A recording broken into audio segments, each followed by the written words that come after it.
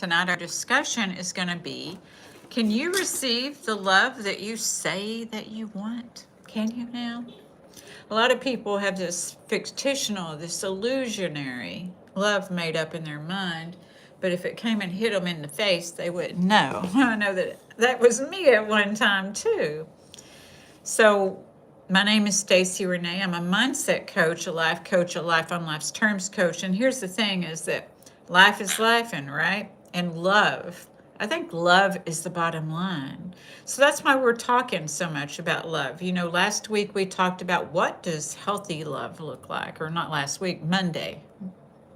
Wednesday. Hello, Five Elements. How are you today? Did you have a good Friday?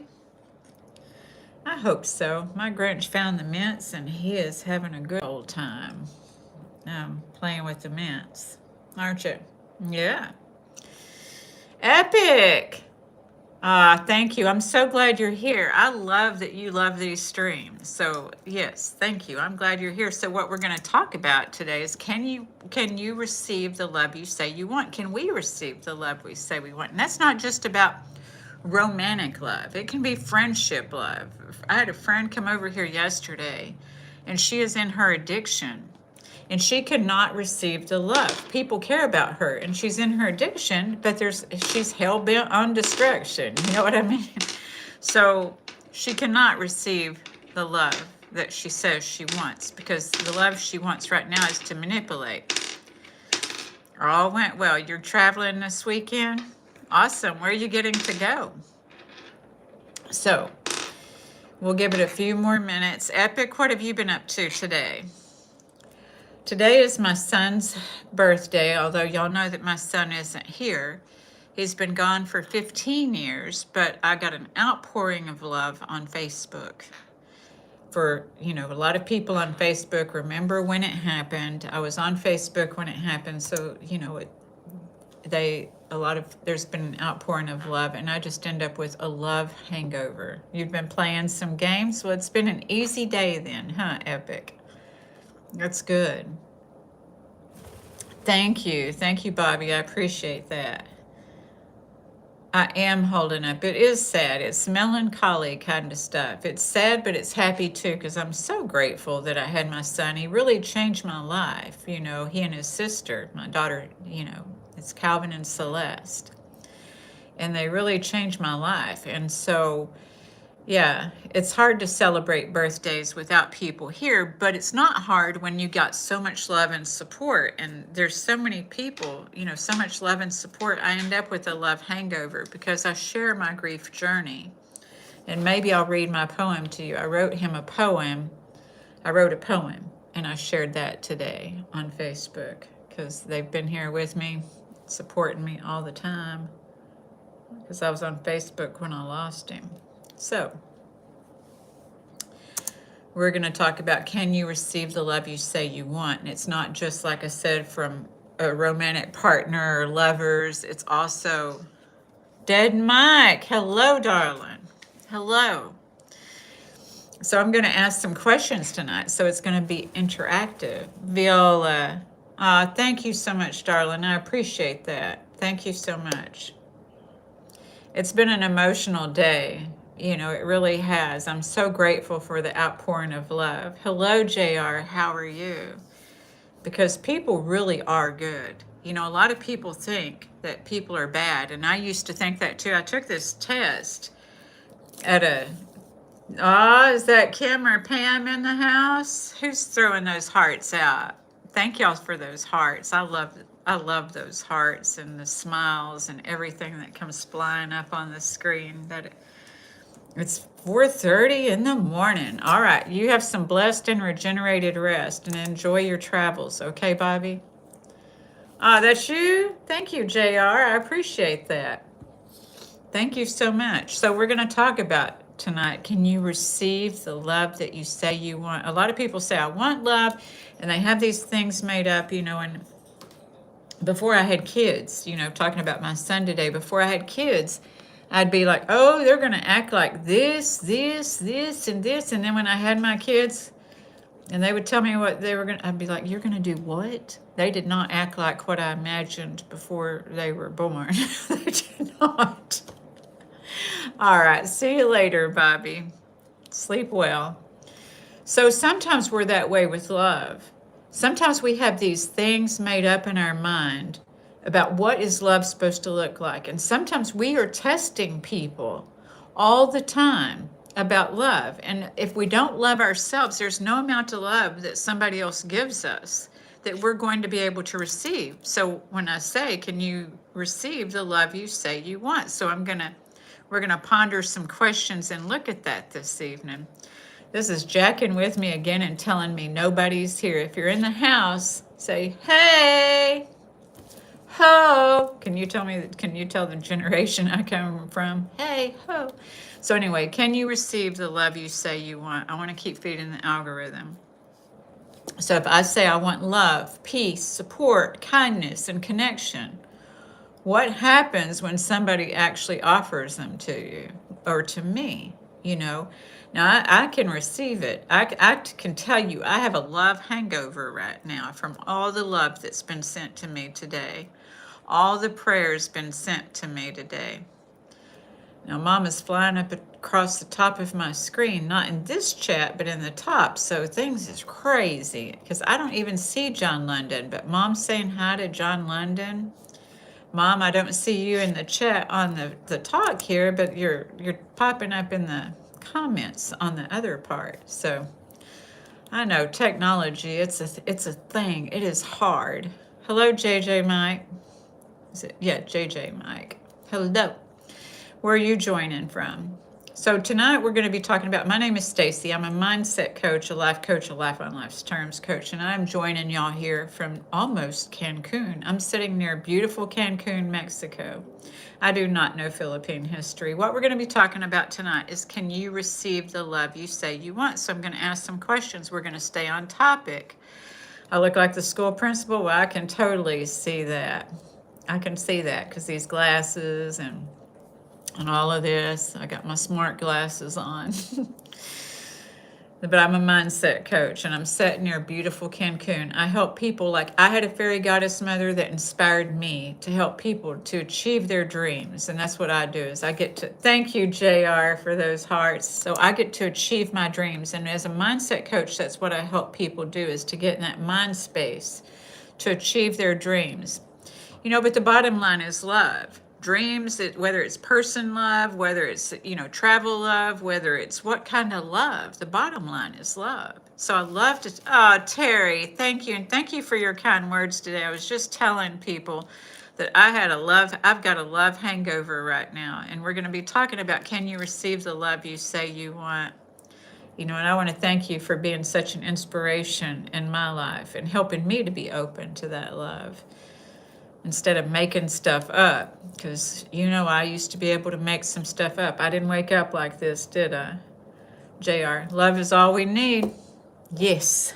But can we receive the love we say we want? Do we have rules that if somebody doesn't perform or act or do something, and sometimes we may not even tell them what we want? Expectations, right, Terry?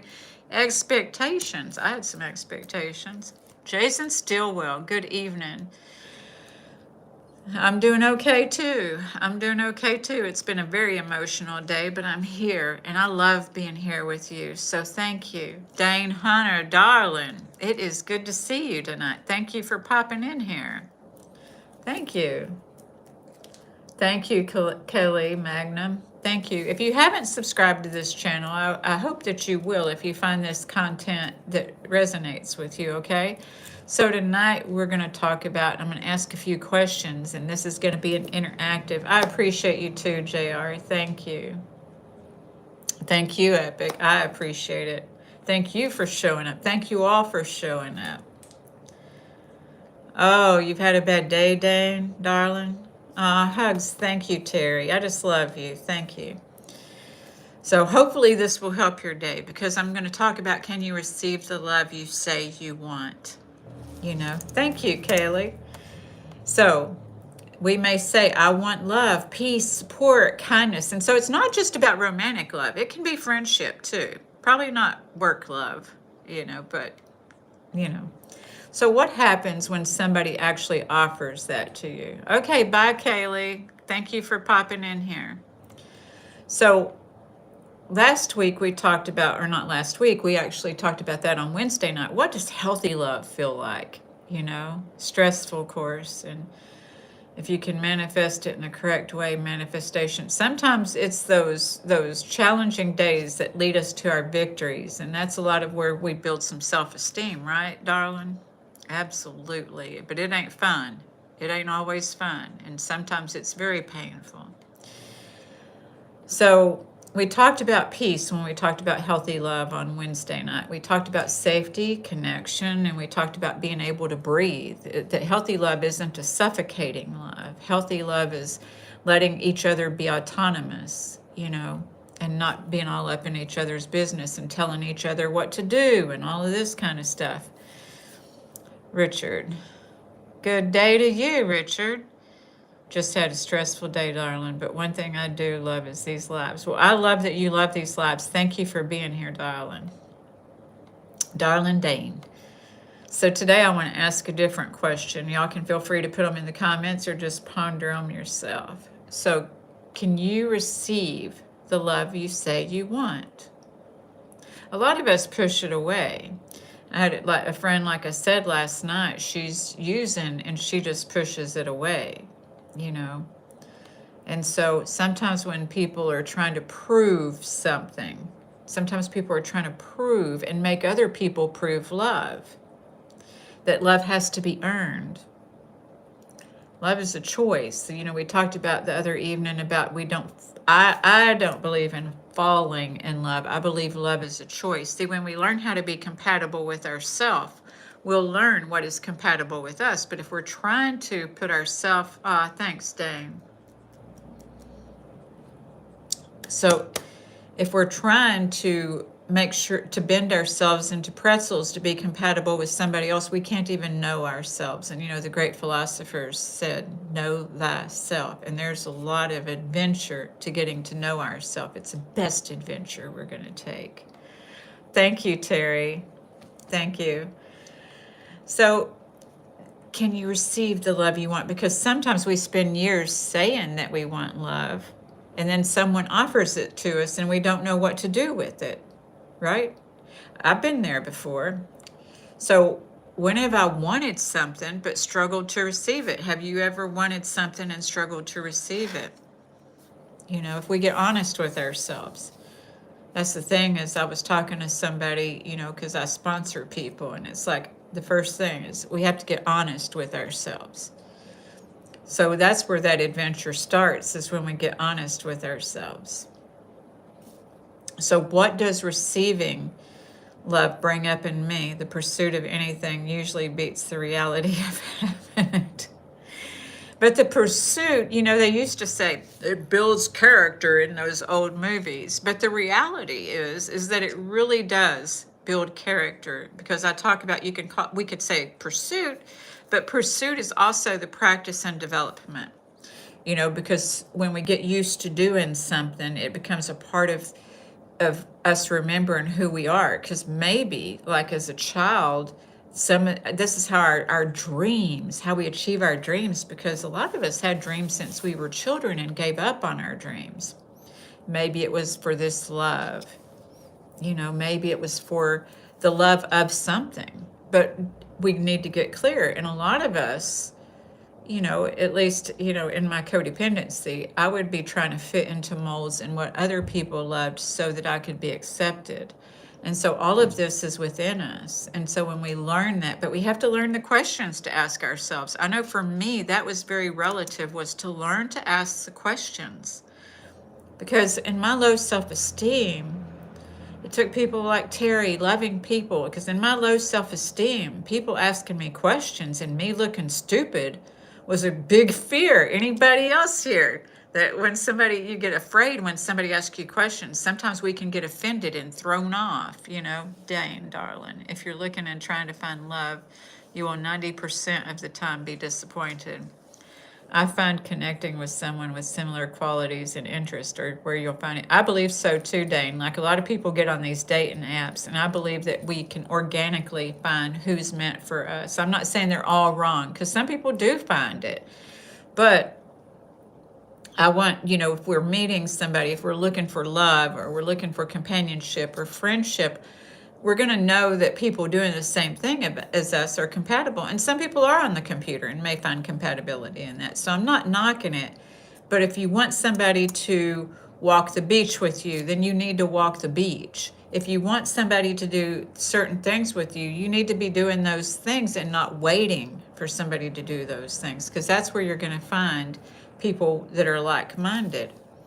So when have I wanted something but struggled to receive it? May not be intentionally thinking love, but we're going to talk about compliments too. Manifestation. Yeah, yeah, manifestation. And see, that was the thing, as we talked about on Wednesday night, about how using our imagination, we've been leading into this, and I've said it Pete and repeat, because it had to be said and Pete and repeat to me, because I am hard-headed. And so the imprint was the negative, or what I would be I built these survival skills around that negative stuff about what I don't want to feel, right? But sometimes feeling what I don't want to feel built that wall to where love couldn't even come in, or friendship couldn't come in, because I was making people prove without telling them that they love me or that they wanted to be my friend, because I was trying to protect myself. A lot of us are trying to do that,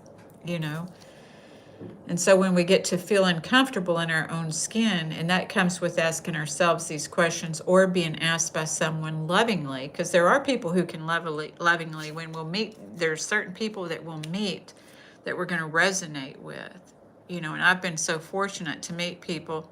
Sometimes I just meet people and I decide, you're going to be my friend, because I know that connection, because I know myself now. See, I didn't have as many friends when I didn't know myself, because as long as I was trying to fit in, I couldn't find a friend, just so we can rhyme. So what does receiving bring up in me? A lot of people have problems receiving compliments, receiving love. Epic manifestation is a pursuit. When personal development is complete, we don't long for anything. I like that. Yeah, I think so, because we're not longing. It's okay to want to manifest, and we know what we want to manifest, but we're not longing for it. And that's that art of non-attachment, right? Epic, we know that it's going to come because we've chosen a different line of evidence. Dane, darling, I class you as friend after time gone on. You may live in Texas and I'm in UK, but I class you as my darling friend. Well, I thank you. That is quite an honor, because yes, I'm going to be in the UK one day, and maybe I'm going to run into you. That would be cool. Rosa Ortiz, hello. Oh, well, listen along, Cyrus Butler, because maybe something I say here is going to help you. Okay? All right. That's my hope. That's the plan. That was the intention I set when I got on here. JR, manifestation takes motivation to achieve. Exactly. And that's why, as a mindset coach, and I get on here, and I love that y'all get on here and that we get to talk about these things, because it is about that intention and motivation. Yes, we will run into each other. It's about that intention and motivation. Like in the morning when I get up, I know what I'm going to do in the day. And I set an intention to do it well. I don't set an intention. I don't sit there and say, oh, I fear that I'm going to get on YouTube tonight and mess up. I'm past that now, because I love y'all. And I know that we do connect, that y'all are my friends, Dane, darling, my friends. And so I did say hi to Cyrus. I asked Cyrus to social anxiety. I totally understand, Cyrus. I did say hi to Cyrus. I told Cyrus, keep listening. Hopefully what we say can help, because we're talking about, can you receive the love that you say that you want? Okay, that's the topic. Mark. Yes. Thank you so much, Mark. I appreciate that.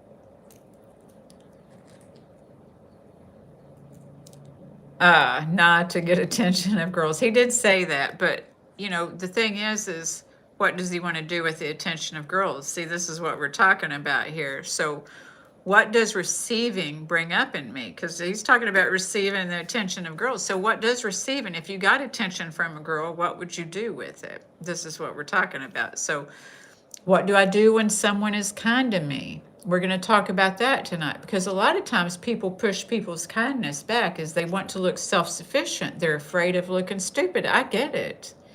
Afraid of looking stupid, afraid of looking needy, afraid. So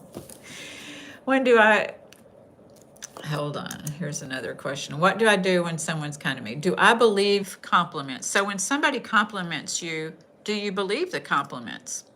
This is what I mean. Do you push the compliments back? And we're going to talk about that this evening, is what does that look and sound like? Yeah, but, a lot of times people give you a compliment. And it's like, yeah, but, or no, we dismiss it. And maybe that's because when we think about the imprint that was put on our lives, maybe we were dismissed.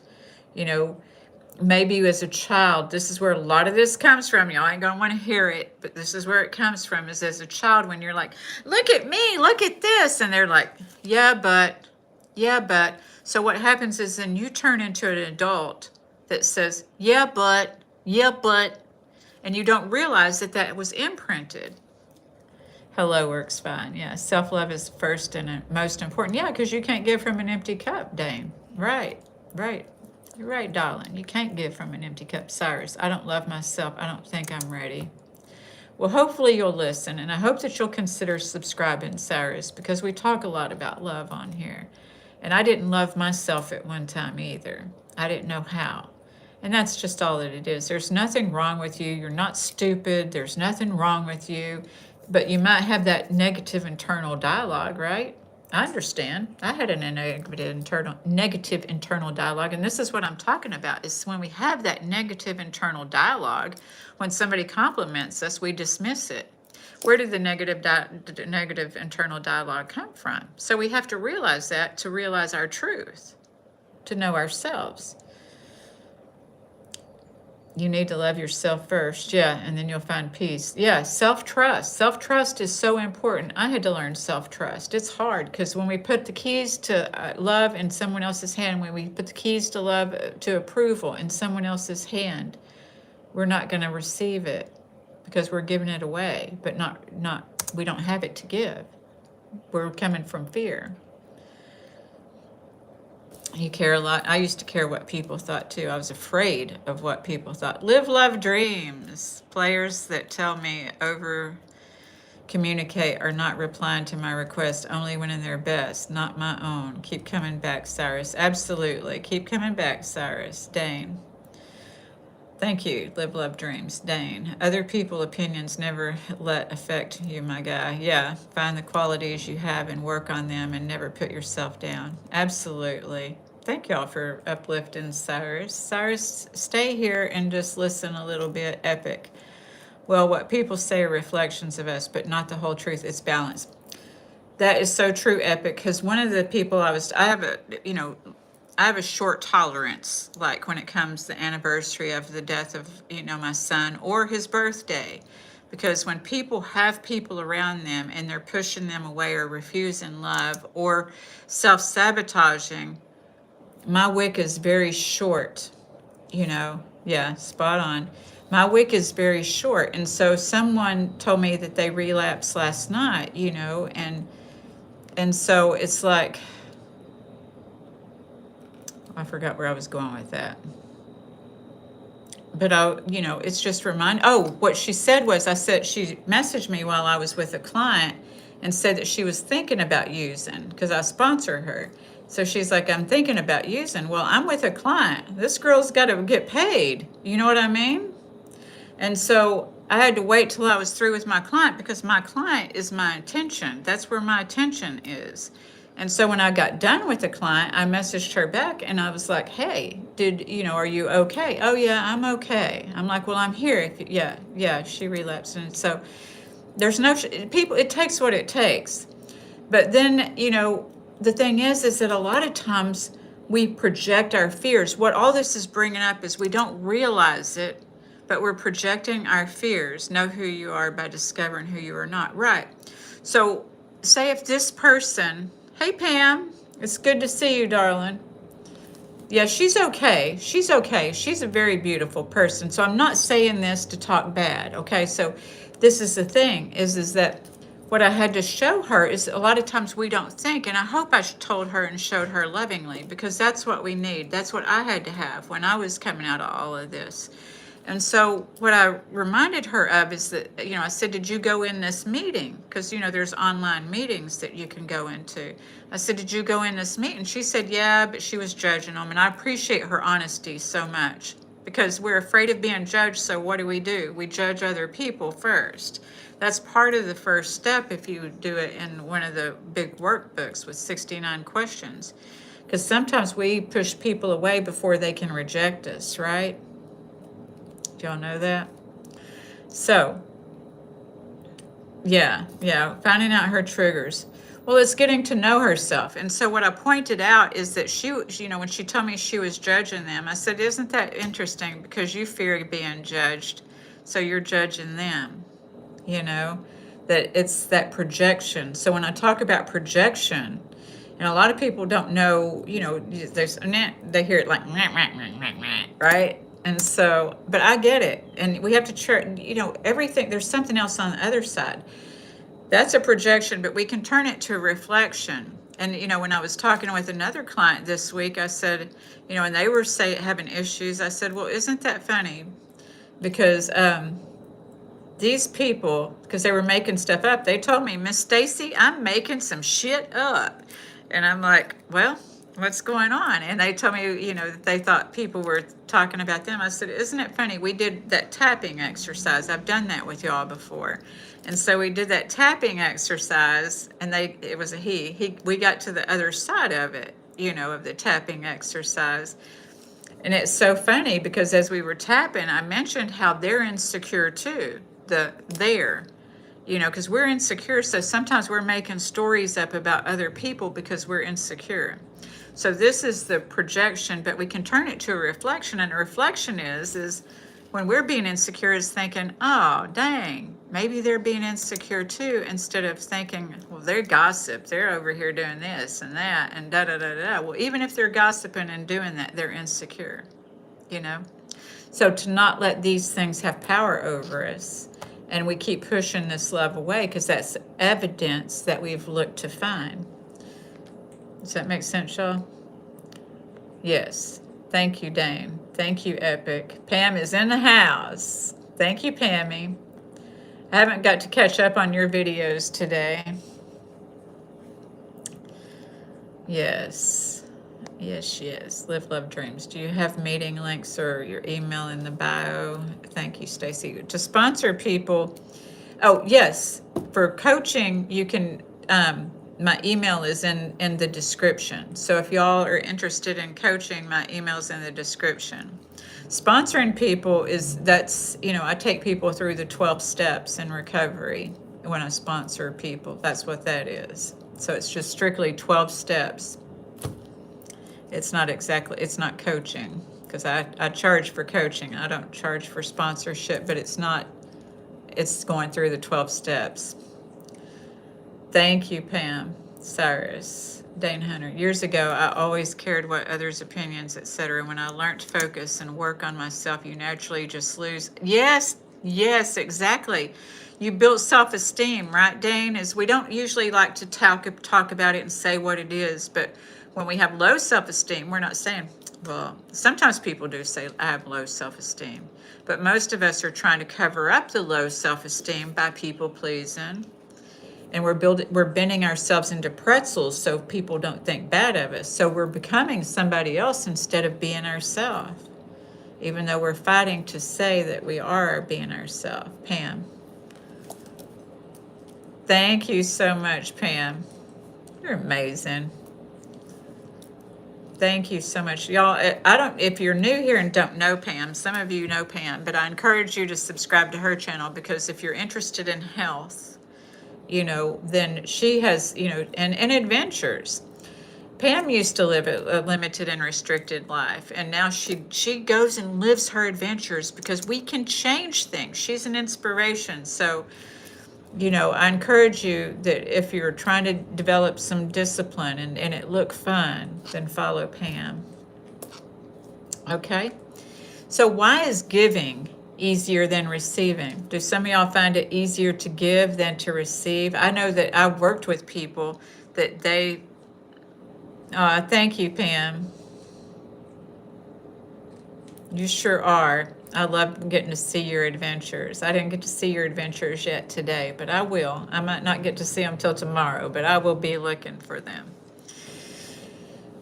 So, why is giving easier than receiving? Did y'all ever think about that? Shout out to Pam. You're going to try. Good, good. Give her a follow. All right. Thank you. I got your loyalty, right, darling? Darling Dane got loyalty. Thank you. Easier to give, yes.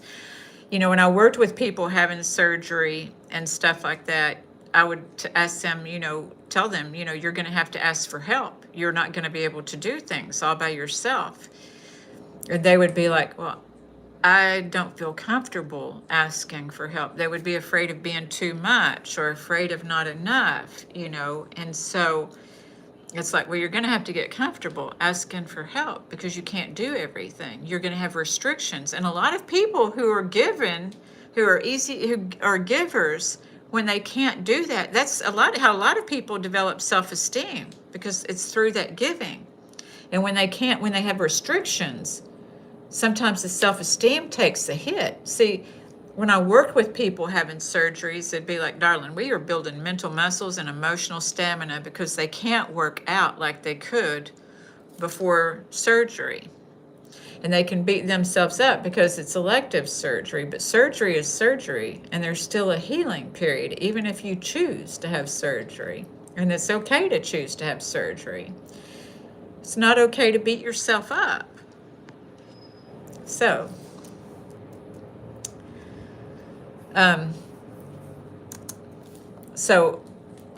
easier to give than to receive. Giving love, helping others, giving gifts, listening, encouraging, supporting, taking care of people. My gosh, I got so much of that today myself.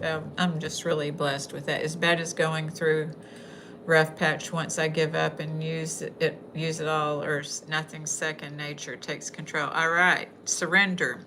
That's we have to sometimes just, y'all have heard me say, breathe, pray, and say, I don't know. Just surrender for the magic, mystery, and miracles.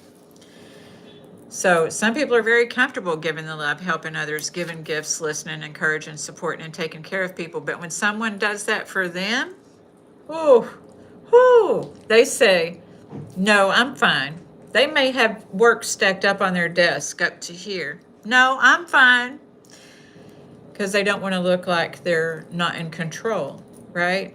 But who wants to say, I don't want to look like I'm not in control? No one is conscious. So healing requires us to develop some consciousness, because a lot of these things come from an autonomic, that's your automatic nervous system. So we automatically do these things without knowing the why. So getting to know yourself is getting to know and write your own story, the what, when, where, how, and why of your life. We learned how to look at that in books when we were going to school, but to write our own lives so that we don't feel like we're being pulled along or giving along and all of this, so that we can feel comfortable receiving. I received a lot of love today, and I was comfortable receiving it. It made my day. So thank you all for being a part of that. So people will say sometimes when people are trying to help them or give them something, no, I'm fine. You don't have to. Pushing people away, and they don't realize they're pushing people away. Or it's okay. Thank you, Dane Darlin, for giving Pam a follow. Or they'll say, I can do it myself. Hard to accept compliments on accomplishments. Always feel I'm underachieving. It's slow motion. I feel you, live, love, and dreams. I used to cry when people would compliment me. I wanted to cry. I would have a big gulp. And I would be people pleasing. I would be doing stuff to get approval. But when I got approval, when I got compliments, it felt uncomfortable. So I know that feeling. I do. Now I know how to accept compliments, but it took a lot of coaching. She had to teach me how to say, Stacy, just say thank you. Just say thank you. Just say thank you, not dismiss them, right? So when we don't even realize that we're dismissing the compliments, though, right? We don't realize, why would we just purposely dismiss those compliments? Maybe we were taught that humility was not receiving compliments because we were taught not to be conceited. So if we were taught not to be conceited, to receive compliments, or we're told not to get a big head, then that may be part of that programming, to pushing that away. Dane, you're a darling that I respect and have a lot of time for why I sit and listen. That's a compliment. Thank you, Dane. That is a compliment. I appreciate it. I do, because that does mean a lot to me. Because I know you and everyone else could be doing other things with your time. So for you to be here, that means a lot to me. Because you're also feeding an algorithm. And there's a lot of stuff on here I watch it sometimes too. I watch some of that negative stuff, but there's, getting in touch with ourselves, especially before bedtime. In the morning and before bedtime. Now, all the stuff in between can be some BS. But in the morning and before bedtime, it's really important to set our intention and motivation, as was said earlier. What's your intention and motivation for the day? Your intention is what's in your mind, and your motivation is what you feel like doing. And if you don't feel like doing it, then we don't need to put it as saying that's what. But a lot of times when we're not conscious, that's how we find ourselves and figure ourselves a failure, is when we're not clear. 12:34. Yes. Yes. So hopefully we'll get to the breathing before too long. So that'll give you some blessed and regenerated rest. And that really means a lot to me, because I know that you and some people, stay up wee hours of the morning and sit with me. And that means a lot to me. Thank you, Dane, darling. So questions, we can explore in these kind of things, if that's what we do when someone's trying to help or something. Why is it easier for me to be needed than cared for? Live, love. Do you want to answer that? Why is it easier for me to be needed than cared for? Anybody want to answer that? And what else? What does someone else's kindness bring up in me? If we have low self-worth, low self-esteem, when someone's kind to us, I think for me, when I felt that way, is I just didn't feel worthy. And I had to go explore why I didn't feel worthy. My coach tried to hypnotize me, and I won't have it. But my mind is very strong. But we did go back in my memories to what I could remember. I feel like we don't feel worthy of accepting. Right. That's the way I felt too, Pam. That's the way I used to feel too. Hello, Muhammad. So, or that someone else needs it more. Yeah. And that's just learned thoughts, learned behaviors help them, not me. Absolutely. But sometimes we just need to learn to say thank you. That's what I had to do, is just learn to say thank you. Most people need help, so they need the energy but refuse to reciprocate. Well, and two, a lot of us learn relationships are transactional. So a lot of people won't accept help, and I'm going to get to that here. A lot of people won't accept help because they're afraid that something will be expected of them in return, right? I know I did. Even when I started dating, it's these little imprints and things. When I started dating, my dad used to say, well, you better take your own money, because if they spend money on you, they're only going to want one thing. Talking to me about boys, you know what I mean? So I didn't let, I didn't let people love me. I didn't let people gift me. Oh yeah, that too, the token economy, yes. So I had to retrain my brain. I had to retrain things, because I had to learn when I got self-esteem is even if they did want something, I didn't have to give it. So I could receive gifts because I didn't have to give it, right? But it never occurred to me when Dad said, Stacy, You better take your own money because they only want one thing. That was pretty limited, and maybe that was my dad's thinking because he used to run with the bad boys. So, so he projected that at me. He didn't teach me how precious I was because he just didn't know how, you know.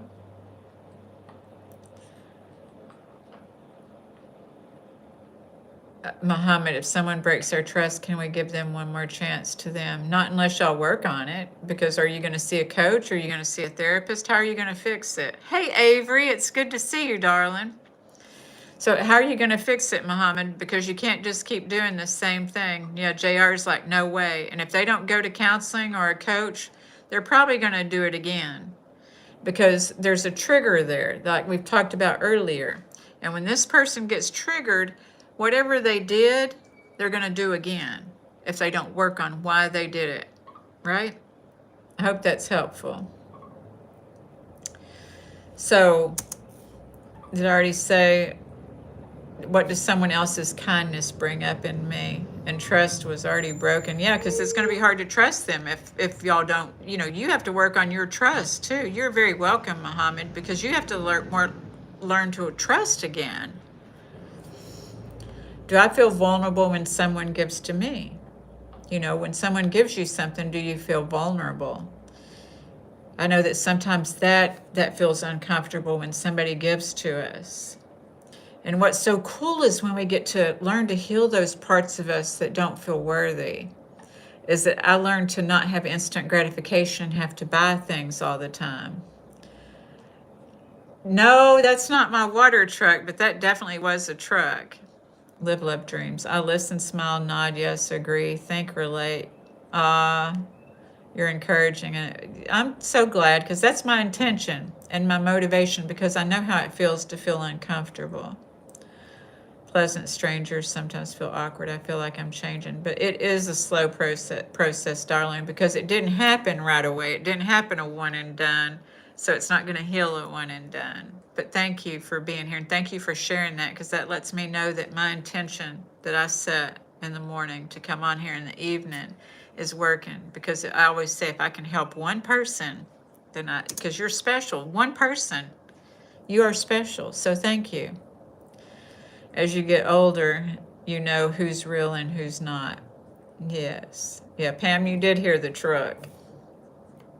So ask yourself, did I know how to receive help? A lot of us didn't learn how to receive help,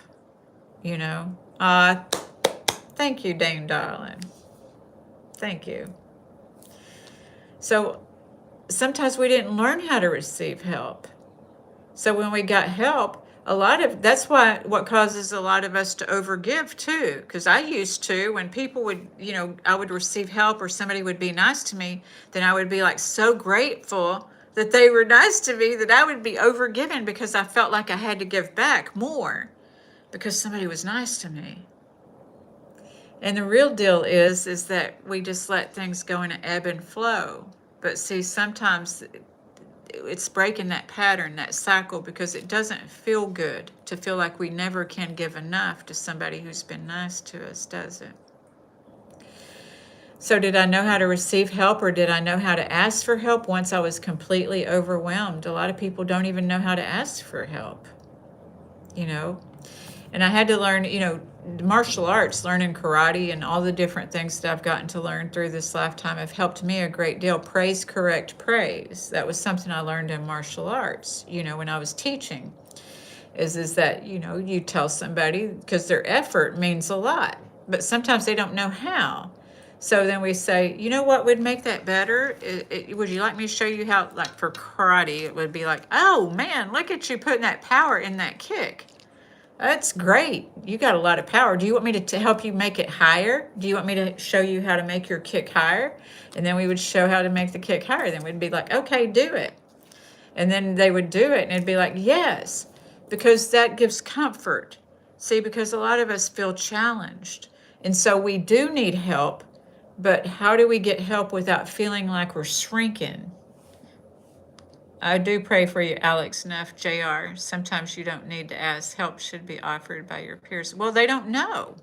This is the thing though, JR. Sometimes it's people don't know, and then we make up a story that they don't care. Now, if you ask for help and they just flat out refuse, well, maybe they just don't care, and that doesn't have anything to do with you. See, that's the thing that I had to learn is they just don't have the capacity or they're not willing, and that's okay because sometimes there's things people may ask me to do that I can't do for them, you know. But it's better to ask because sometimes you ask, JR, ask. Because you'll start finding, see, when we don't ask, we think that people are bad, that people are selfish. We start thinking people are. But we don't give them a chance. So we have to give people a chance because I have found people are really good. Not everybody is. But once I'm willing to know myself, then I know which ones are for me and which ones are not without judgment. You see that discernment.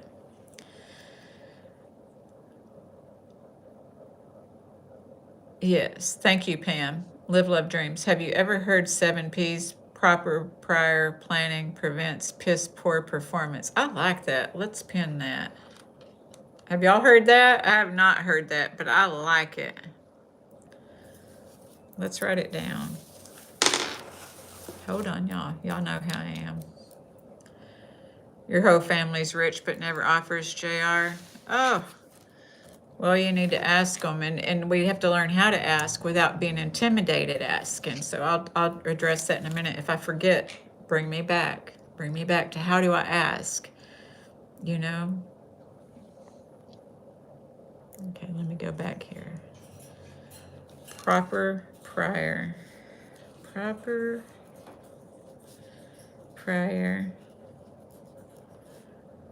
planning prevents piss poor planning prevents piss poor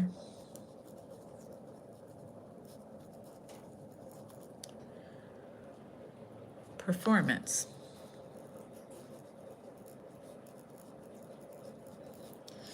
But some people feel like they have to perform to earn love at the same time. Yes. Hello, Rodolfo. It's good to see you. JR. It's sad. It is sad when people have a lot of money. And I imagine sometimes people are afraid to ask favors from people who have a lot of money because they're afraid that they're going to gloat and that that's going to give them power over them. Is that a fear? Because acknowledging your fears is going to help you stand in your power, believe it or not. We usually try to bury those fears, and that's what we're burying on top of our soul. But when we acknowledge what my fear is, then I can take power and let go of the fear and then say, hey, this is what I'm interested in. So I was wondering if you would be willing to invest in that with me, or whatever it is. I don't know what it is, JR, but epic. The answers are within, friend. Yes, they are. And it's about learning to turn within, because a lot of people, when people are asking 12 different people answers and getting 12 different answers, it causes more confusion, and it's not self-trust. So self-trust is how we go within finding those answers, JR. They either want you to learn something to earn it because you'll keep money longer if you learn how to get it. Alex Neff, I'm suicidal because I lost my mom to breast cancer a week ago, and it completely pushed me over the edge. I totally understand your devastation, Alex. Today was my son's birthday, and I lost him 15 years ago. But I want to acknowledge your pain because it's raw. It is raw, and I understand that. But I don't think your mom wants you to want to go anywhere. I think your mom wants you to honor her, and I had to learn this too because there was a part of me that wanted to go when I lost my son. But to honor someone, we don't know how to grieve. And it's hard. You cry, Alex. You cry, you let it out. You grieve. You hit the pillow. You do what you got to do. But know in the long run that you're still worthy of love. You are loved and lovable. And I don't think your mom wants you to want to go. But I totally understand that feeling pushed over the edge. But feelings aren't always facts. And I hope that this is helpful. Sometimes you got to remember the day, like a week ago. That's so raw. So, what helped me in grief was to say today is, and so today is July 17th. So then tomorrow say today is July 18th, because it is learning another life. It's another chapter to your book. It's a whole different story. And understand that it's a whole different story, but you're holding the pen, darling, or you're tapping the keys.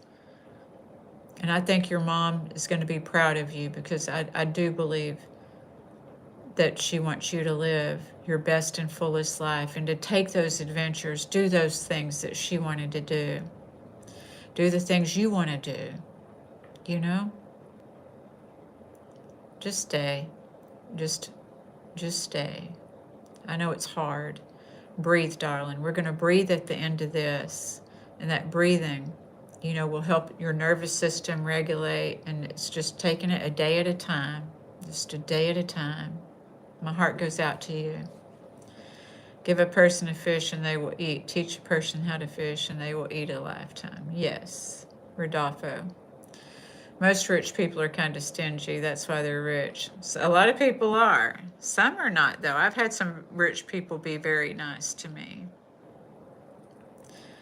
I know, right, Epic? Sorry to hear, Alex. Just trying to remember that life goes this way for us all. It will pass with time. You may grieve for the rest of your life, Alex, but grief transforms us, is what it does. That's what, it's a transformation. And it's breathing. It's walking. It's doing what you can, being gentle with yourself. Be very gentle with yourself. But yes, open that communication to find out, and maybe ask how you can make that kind of money. Yes, Mark Charles, you get to get key. Okay, I know, right? William Anderson, hello. Thank you for being here. We're talking about what happens, when you receive love. What happens? Because a lot of people have problems receiving. So sorry, but to me that tough love is nuts. I'm still amazed. We have to learn to ask for what we want and need and desire. Sorry to hear about your son, Stacy. I know, Alex. I know. Grief is love, and it takes some grace, and that's what you're growing through right now. Each day that you stay here, you're given some grace, and so just keep breathing in that grace. It don't feel good. I know that you prayed for your mom, and this still happened. But the thing is that, sometimes love comes with snot and tears and this, but still you loved, and she loved you a lot, and she still does, because love never dies. Love never dies. So thank you, Alex. Thank you. Stay, okay? Okay, Rodolfo. Shadian, hello. Yes, Alex, I'm just going to honor her by doing things she loves to do, such as donating to homeless shelters and painting. She was so good to this world and selfless. I know that you'll honor her, Alex. I truly do. I know that you're going to just wake up each day, say what the day is, if you can, because we can't keep living in that day, You can't keep living in that day that's devastating. If she would want you to go on and do those things, and I know that you will. I think it's so special when we can do things that they would want us. Sometimes people leave and teaches us how to live, and that's what it did for me, is I had to learn how to live. I didn't want to. I get it. But I stayed, and I'm okay. I'm okay. Because I know when I look in my eyes, Alex, that I see my son's eyes. And I bet when you look in your eyes, you see your mom's eyes. She's still with you in that soul. So, do you trust love when it doesn't have to be earned? Right? A lot of people feel like that they need to earn love, that they have to keep giving and doing and performing and all of this to earn love. You have to show up. You have to show up and be present and not trying to, I used to couldn't even be present and enjoy a relationship. When I'm working with the anxious and avoidant attachments, mostly the anxious attachment, because the avoidance ain't trying to work on it as much. But the anxious attachment, it's like reminding them that they are the prize, that you are the prize, because we forget that sometimes, but our soul knows we're the prize, So remembering that you don't have to earn it, that you don't have to do something to receive, to get love. You don't have to and they don't have to either, is you don't you give mutually, you don't have to overgive somebody. You don't have to. Give mutually. They tell you, the dating people on here on YouTube, Matt Hussey and them, tell you to match the energy. Don't overgive, match the energy. So then and you breathe and you enjoy the date instead of trying to anticipate where is this going and blah, blah, blah, blah, blah. Just enjoy the date. Listen, see if you're compatible rather than, sometimes we're attracted to somebody and we want to just, capture their heart. So we're manipulating in our mind. We're not even present. Or at least that's the way I used to be. Manipulating in the mind about, how can I get this person, right? All right. Thank you, Nito Ocampo. That's good. That's good. Okay. So do you trust love when it doesn't have to be earned? So many of us learn to love through performance. Okay, Nito, thank you for being here. And I hope that what I say today will help you, but we don't talk about things because I want to respect everybody's faith, beliefs, and religion. Yes, Epic, exactly. We don't talk about religion here. We don't talk about politics. We don't talk about my age or my dating status. And I know you're not trying to talk about any of that, but we don't force our religious beliefs on people in here. Rodolfo, I'm glad you brought that up. I'm glad that you brought that up because a lot of people feel that way, and I used to feel that way too. If someone loves me, I assume they're defective. And I have loved people that I couldn't love them enough because that's what happens, right, Rodolfo? Is sometimes we get with people in the beginning and we are reflecting the love that we have within ourselves. And we're thinking that it's coming from them, but it's ourselves because we're all being good. We're all being our higher self when we meet somebody that we are attracted to, because the positive part is within us. And guess what? That negative part is within us too, because we all have positive and negative. And a lot of times we think we are falling in love with people. That's why I said I don't believe in falling in love. I don't believe in anybody completing me and making me whole. And I want the same. I don't want somebody falling in love with me. I don't want somebody thinking that they're going to complete me, because they're not. I'm complete. I'm complete, y'all. I didn't used to be complete, But sometimes we can get these crazy romantic ideas. I talked about that the other evening, from the TV, from those country songs. Sometimes we get this dysfunctional love. Fairy tales from the Disney movies. And so sometimes this is why we distort love, or what we think love's supposed to be, or we're trying to make people do this or that in love, Shadian, I do not date. JR, Rodolfo, be careful, love is blind. Yes, in the movies where they say, you complete me, absolutely. There's songs and movies that distort our perception of what love is. And like what Alex is going through, what I've gone through is that, is the Heart song. I used to listen to Heart all over, and I'd be singing in my car, I can't live if living is without you. That was my favorite version, was Heart's version. But the reality is that we have to. We have to. Is that's how we honor, but we didn't know how to. Sometimes we just don't know how to live, but it's acknowledging ourselves. I don't know how, and not letting a song dictate my life, not letting a fairy tale Disney movie dictate my life, because I'm going to be sadly and sorely disappointed because I'm not the character in the Disney movie. I'm not the person who wrote that song. I'm not the person who did this. I'm myself, and that's good enough, but it's about learning that. And it's okay if those songs formed us, but we're going to have triggers to some of those songs maybe. I don't listen to country music there's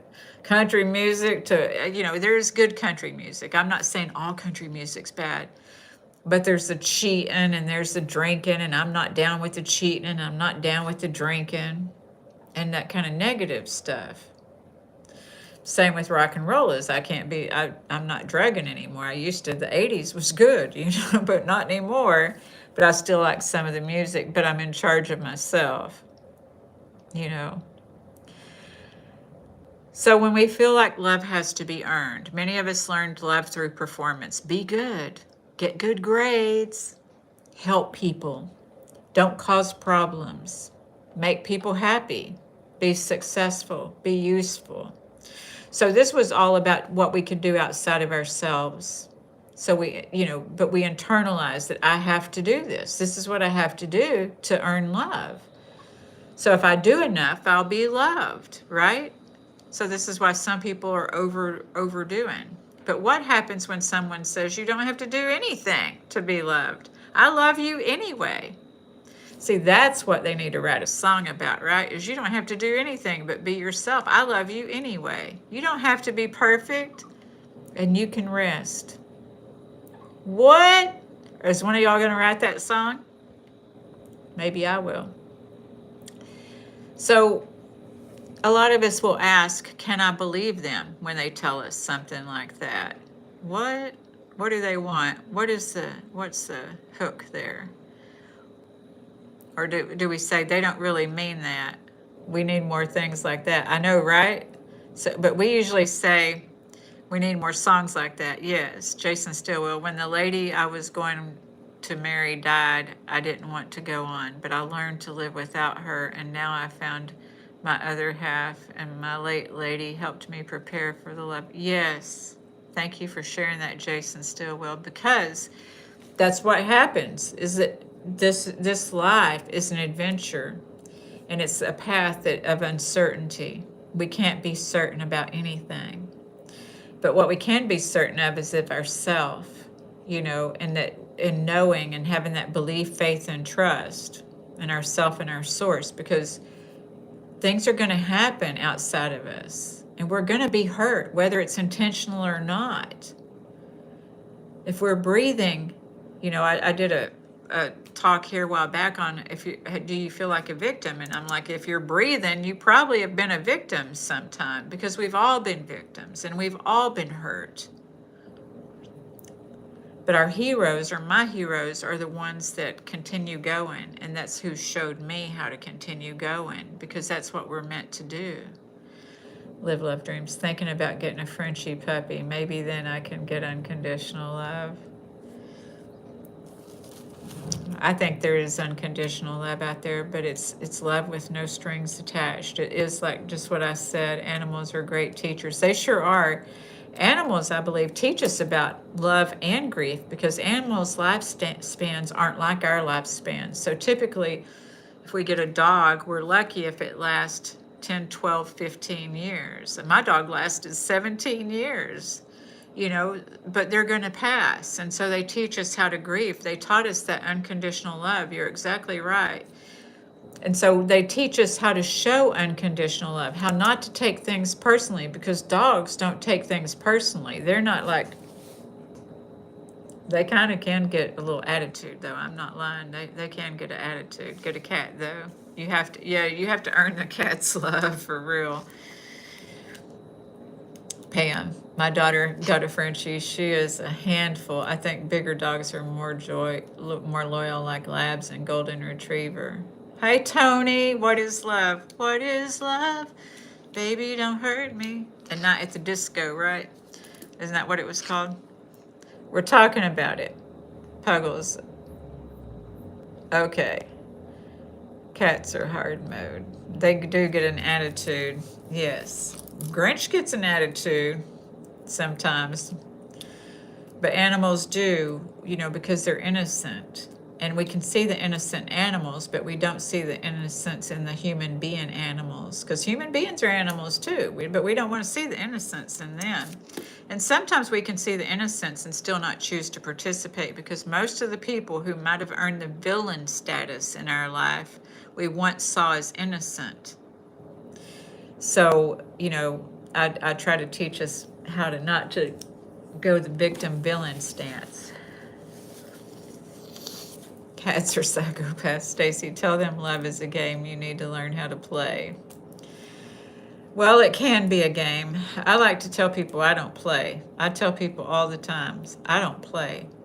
Because then I had somebody else come over here yesterday, and she's relapsed. She's full blown relapsed. Come over here telling me F you. She told me F you because I asked her. I said, so are you using? I know she's using. Her behavior tells she's using. So I'm like, are you using? And she's like, no, I would think I would know if I was using. And I'm like, are you using? Because she's trying to bullshit me. I know when somebody's trying to bullshit me. So then she's like, F you, F them, F this. I'm not going to stay here and deal with this, deal with your lecture. I didn't come over here for a lecture, blah, blah, blah, blah, blah. I'm like, okay. I helped her gather her stuff up and be on her way. Yeah, she was avoiding. So I'm like, excuse us for caring about you. And F you, don't come over here disrespecting my stuff. That's what I said. Because she was being disrespectful. So,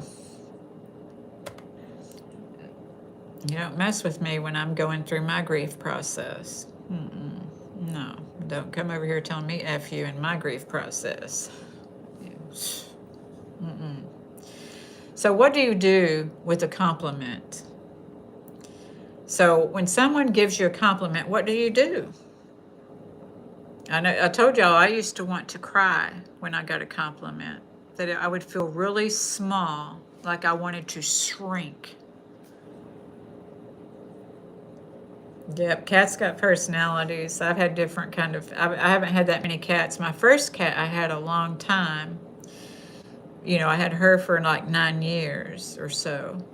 But then I got another couple of cats, and I did not like those cats as well as my first cat. I gave them to my brother because, yeah, they were too much.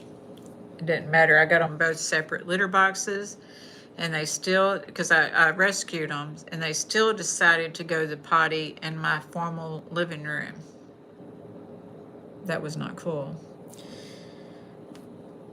She did pick the wrong day to mess with me. One of my darling friends, my bestie's like, I cannot believe she told you, F you. You don't tell Miss Stacy Renee, F you. Also, never mess with the lady with this accent. They shoot back. Yep.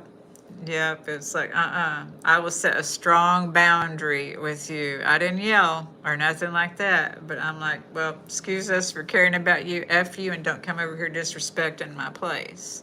Because she comes over and leaves my gate open. And one time she came over, and I knew she's been relapsed. I don't take a compliment well, but I'm making progress. Someone told I had a lot of hair, and I said thanks yesterday. Good, because thank you is enough. We don't have to sell our soul because we got a compliment, but I know I used to. If someone was nice to me, I would be like, they're nice to me. I love them. Hello, Polaris. Sounds like when they're drunk. Exactly, Pam, exactly. And I don't want people coming over here messed up. No. It was a compliment. It was. I'm glad you were able to receive that, Rodolfo. Yes, because we just need to say thank you. I had to learn to just say thank you. Live, love, dreams. People's compliments seem they know I'm going through it and want a smooth transition. Don't feel it's authentic, and dang, I'm weird. Live, love, dreams. Are you a people pleaser? And I'm not, You know, just being honest, because I was a people pleaser and I felt the same way. Because when I talk about intention and motivation, when we're people pleasing, we don't know our intention and motivation. It's our central nervous system running the show. It's a learned behavior, is what it is. It's so that we don't feel a certain feelings, so we don't feel rejected, so we don't feel ashamed. Yeah. And so we have to heal those feelings that we don't want to feel so that we can get to the other side, because we will be rejected. All of us will get a rejection. And you know, if we once we learn how to accept rejection, then we learn how to keep going for what is for us, because we can learn to say, oh, well, that just wasn't for me if I got rejected, you know. But it just the energy, because we had to have the hope and possibility of feeling accepted to feel rejected, right? And a lot of us are afraid of that hope even. So we have to heal the fears so that we can have the hope, and still have the hope with non-attachment. Stacy, why you felt differently when complimented? Because I had a low self-esteem, JR. I did. I had a low self-esteem because I didn't think people's compliments were real. But see, when I was people pleasing, I wasn't being true and I wasn't being real to myself. This is why love and happiness and all of this is an inside job. Because when we're trying to give love and happiness by people pleasing, by overgiving, we're not loving ourselves. So again, this is why we can't receive love. That's what this whole thing is about, because I've been there. And we will shoo away love and think it's what was it, Pam? It's a backhanded compliment, that they're just saying that. Because we haven't learned to have this self-esteem to be like, yeah, I did do that. Thank you. Thank you for recognizing that. Now I'm able to do that. Thank you for recognizing that. The reason we don't say that is because we haven't recognized that in ourselves, right? So like on Wednesdays, I always encourage us to recognize these things, because even with people pleasing, that's just a survival skill. It's not something you did because you're stupid. It's a survival skill, and a survival skill isn't conscious. We didn't want to make waves. We didn't want to rock the boat. So we learned to people please. That's all.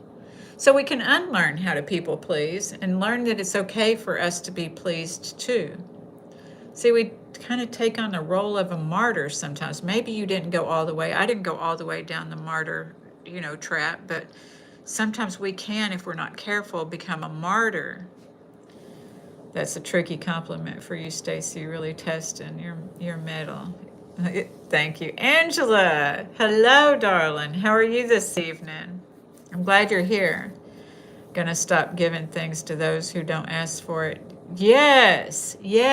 Thank you, Live, Love, Dreams. I like the way, yes. Because that's what we do. I did that too. And then I would be upset because what we don't want to realize, Live, Love, Dreams, take this with love, is I had to learn that it was that's a manipulation. Because we're giving to get to receive, so it's more transactional, but we don't know because it's a learned behavior. But the thing is that a lot of times when I'm working with people and I say we got to learn to set boundaries, because most of us didn't learn how to set boundaries. I talk about we have to learn to get comfortable with setting them with ourselves first, and that's part of it, not overgiving.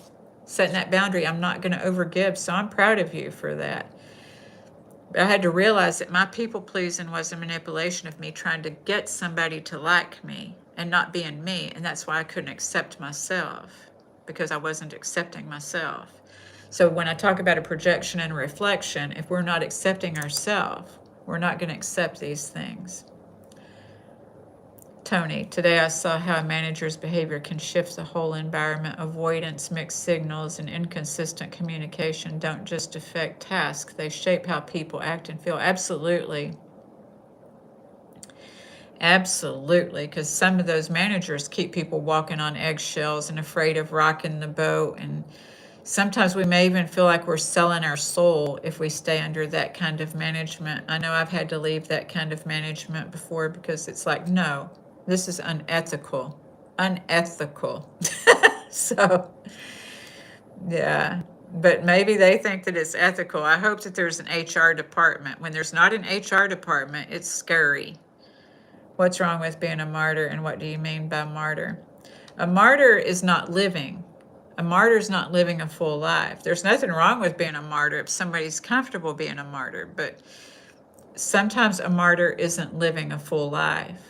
Does that make sense? Because a martyr is living in fear. A martyr's afraid of things happening, so they are afraid to have experiences, or they're afraid to not believe people. They're afraid, a martyr, or they're sad. And why do they want to stay sad and in fear? Because all of our emotions, we're going to be sad, but we're not supposed to stay sad. We're going to be happy. But the hard thing is we're not going to stay happy either. And those aren't the only two emotions that we have. And I had to learn that.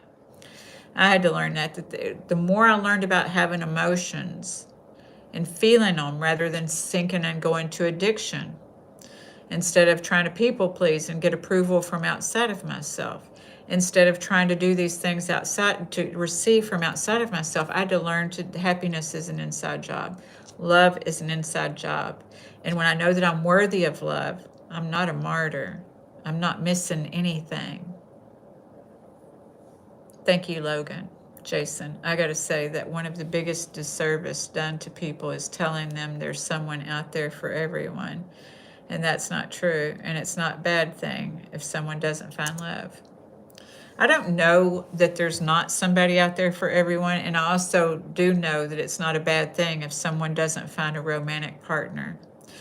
I've had love in my life, and I cherish those. I learned a lot. They are catalysts. They're not villains, those that I'm not with anymore. I don't consider them villains. A lot of us do, and I would have had I not been trying to learn myself. But those people were catalysts because they taught me how to know myself better. Because when I knew why, my what, when, where, how, and why, I chose him. Because most of us say when we're at the end of an unhappy relationship, oh my gosh, how did I get into this, right?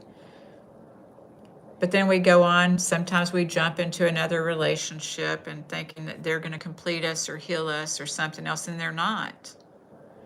It may be worse than the last one. That's why I don't encourage people, unless it's an abusive situation, to leave a relationship, because a lot of times people just lose themselves in relationships. It triggered ADHD in all the predictable ways: overstimulation, hyperfocus, and frustration. Whew.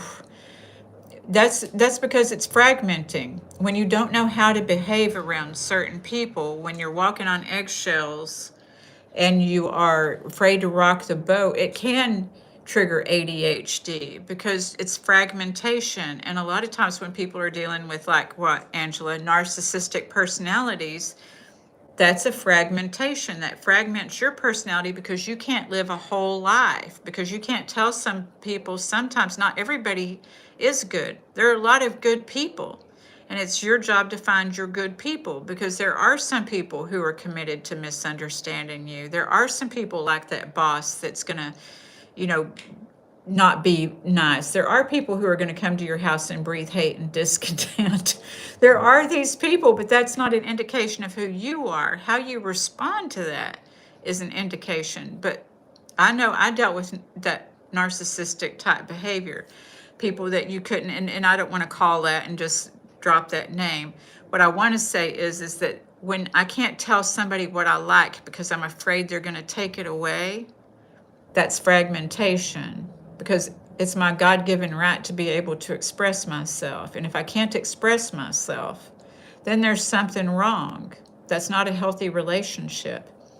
If I can't tell somebody what my fears are, what my pain is, because I'm afraid they're going to poke me with it, that's not a healthy relationship. And that's fragmentation too. So that's fragmented because I feel like I can't do these things, so I'm walking on eggshells. And that may be you too. Jen, I'm glad that you're here. Yeah, I agree, Jason. Pretty sure I'm one of those chosen ones. Hey, Jen, I'm glad you're here. Angela, why did you feel sadness when you were codependent? Because I was dependent on somebody else to validate me. And like what has been said, when I was codependent was when people would compliment me and I couldn't receive the compliments because I was codependent, because I was people pleasing. I wasn't being my authentic self. See, I had to bury that, get that stuff that was buried on my soul off of my soul, those fears, that low self-esteem, because I had low self-esteem when I was codependent, because I was dependent on other people.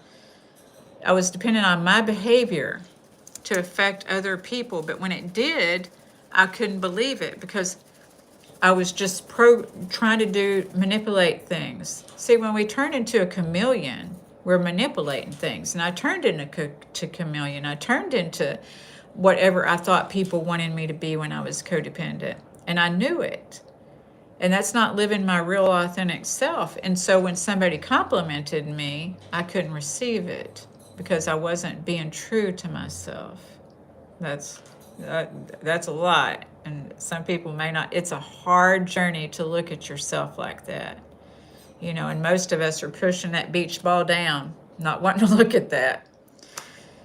It's a learned behavior. It's a learned behavior. It's not that I was stupid. It's not that there was anything wrong with me. It was a learned behavior that I had to unlearn. And I didn't like the way it made me feel. Logan, do you use gua sha or lymphatic brushing? I don't do that. It's something interesting. I would like to, I don't know. Logan, how you got that attractiveness jawline? Well, it's genetic, I suppose. My dad had Greek looking features, so I think that a lot of my bone structure in my face especially is my dad.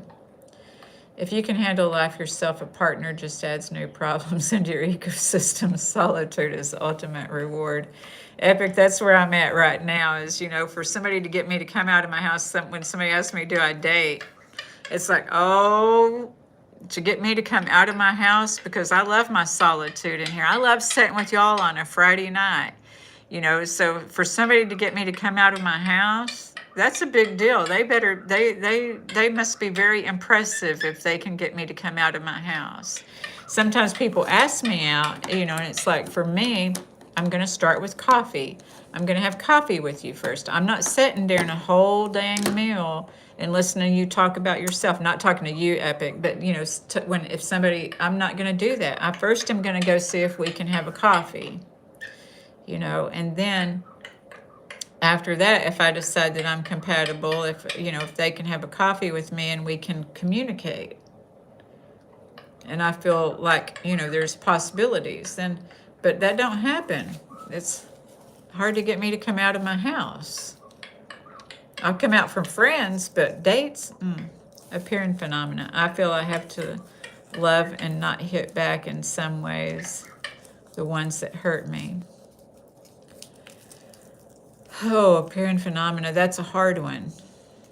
That's a hard one because, it's like not being a doormat, but it's also hitting back. What does that mean? Does that mean I'm going to passive aggressive and aggressive aggressive? A lot of us learned that was a learned behavior. I know that was a learned behavior for me. I had mom over here passive aggressive. I had dad aggressive aggressive. Dad's side of the family was the aggressive aggressive side. Mom's side of the family was the passive aggressive side.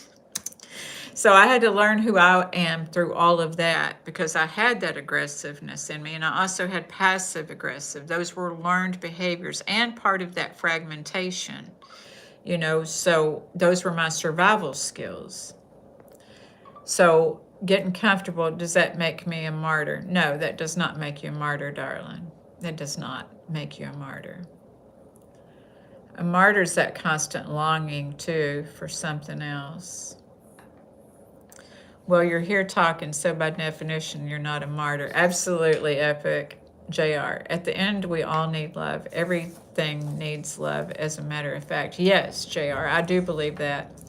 Our plants are indicative of that, for me. Remind me what the topic is, Raven wants to know. The topic is what happens. Are we able to receive love, Mom? I think is what I put. Are we able to, what happens when, we receive love? Because a lot of times people push it away, right? So there we go. Thank you, JR. Yes, the topic is love, appearing phenomena, but you think if I take pleasure in compliments, you also take pain with insults. I'm not saying you do all of that because I don't know you, appearing phenomena. I think it's great to take pleasure in compliments. I do. I didn't know how, myself for a long time. I had to learn how to just say thank you, because it's just doing these small things at first. But when I learned to turn my survival skills, which was the people pleasing, but that people pleasing that I used to do, that helped me to be capable of doing things, because maybe I wouldn't do these things for myself. Maybe I did these things for somebody else, but it totally made me capable. So what those people pleasing survival skills did was it turned it into tangible tools. When I learned to regulate and not be fragmented, because I was fragmented, so I didn't know the distinction about when and where and how and why to do this. So I wasn't in myself. Manipulation is we're not even in ourself when we learned how to manipulate. And nobody set out, my parents didn't set out to teach me how to manipulate. A lot of people did manipulate.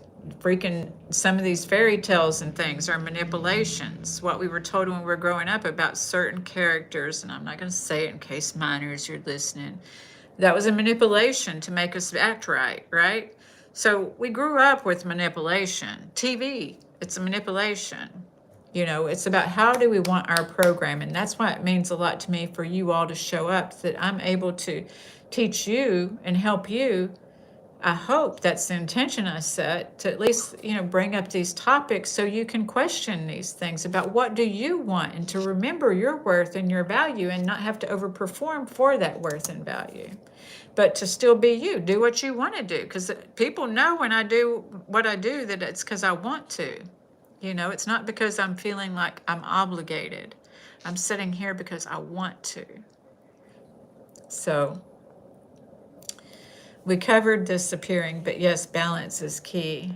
JR, Tony, Matsy, I accept compliments because they're the clearest indicator that my work actually lands, even when leadership doesn't see it. Absolutely, Tony.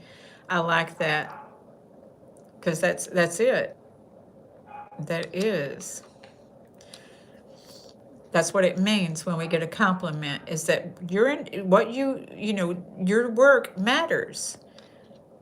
We're used to receiving toxic love when we live with a toxic family. Absolutely. So it's about that familiarity, right, Angela? And until we heal it, we keep feeling it because it's familiar. So we live in that fairy tale hoping this time it's going to be different, but we keep going to it until we heal it. And then once we heal it and we get to know ourselves, we realize once we get to know ourselves and dig those fears up off of our soul, we realize that I was born worthy, I was born valuable, and I was born loved. That's why I wanted love, and that's why you are love.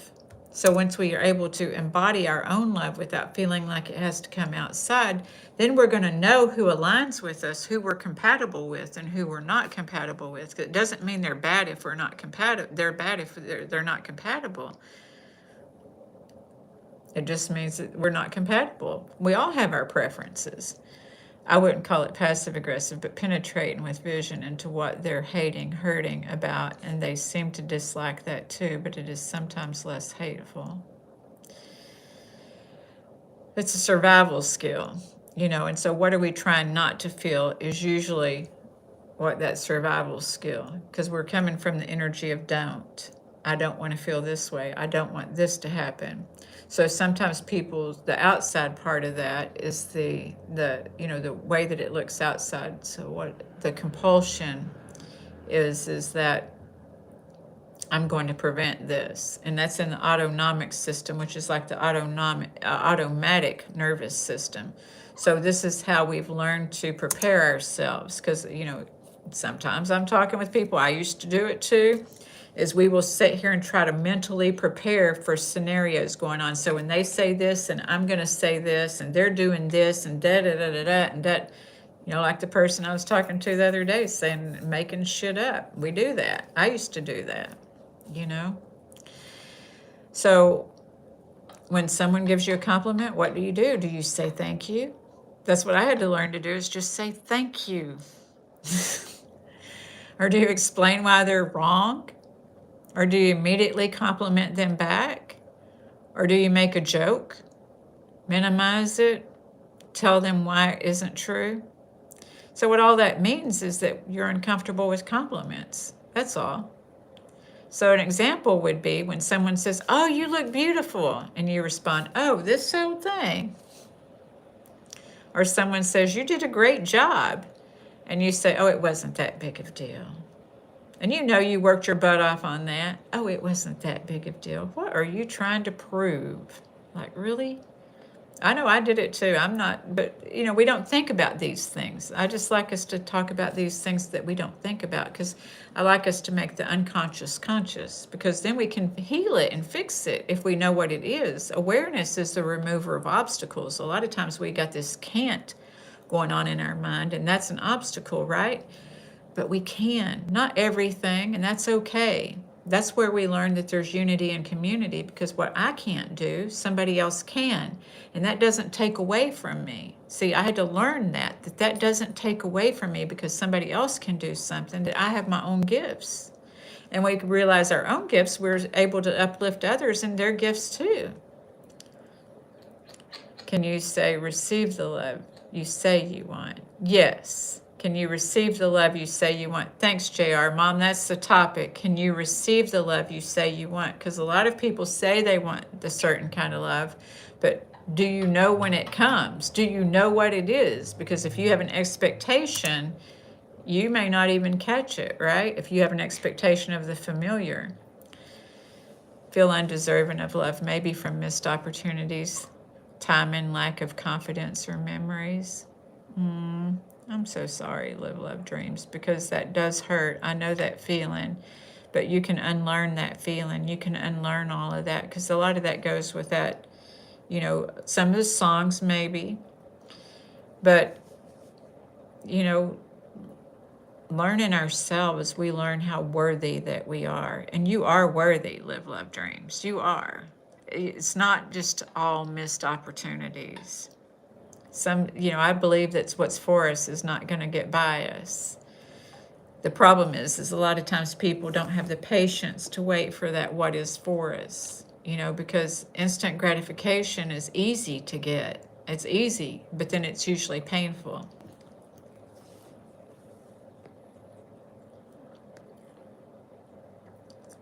Thanks for not being hateful. You're very welcome. You are very welcome, Appearing Phenomena. Thanks for you being inspirational enough not to kill yourself slowly with hate. Yeah, because we all have a little bit of hate in us. We all have some love in us too. And there's harmony in between. And life is an adventure.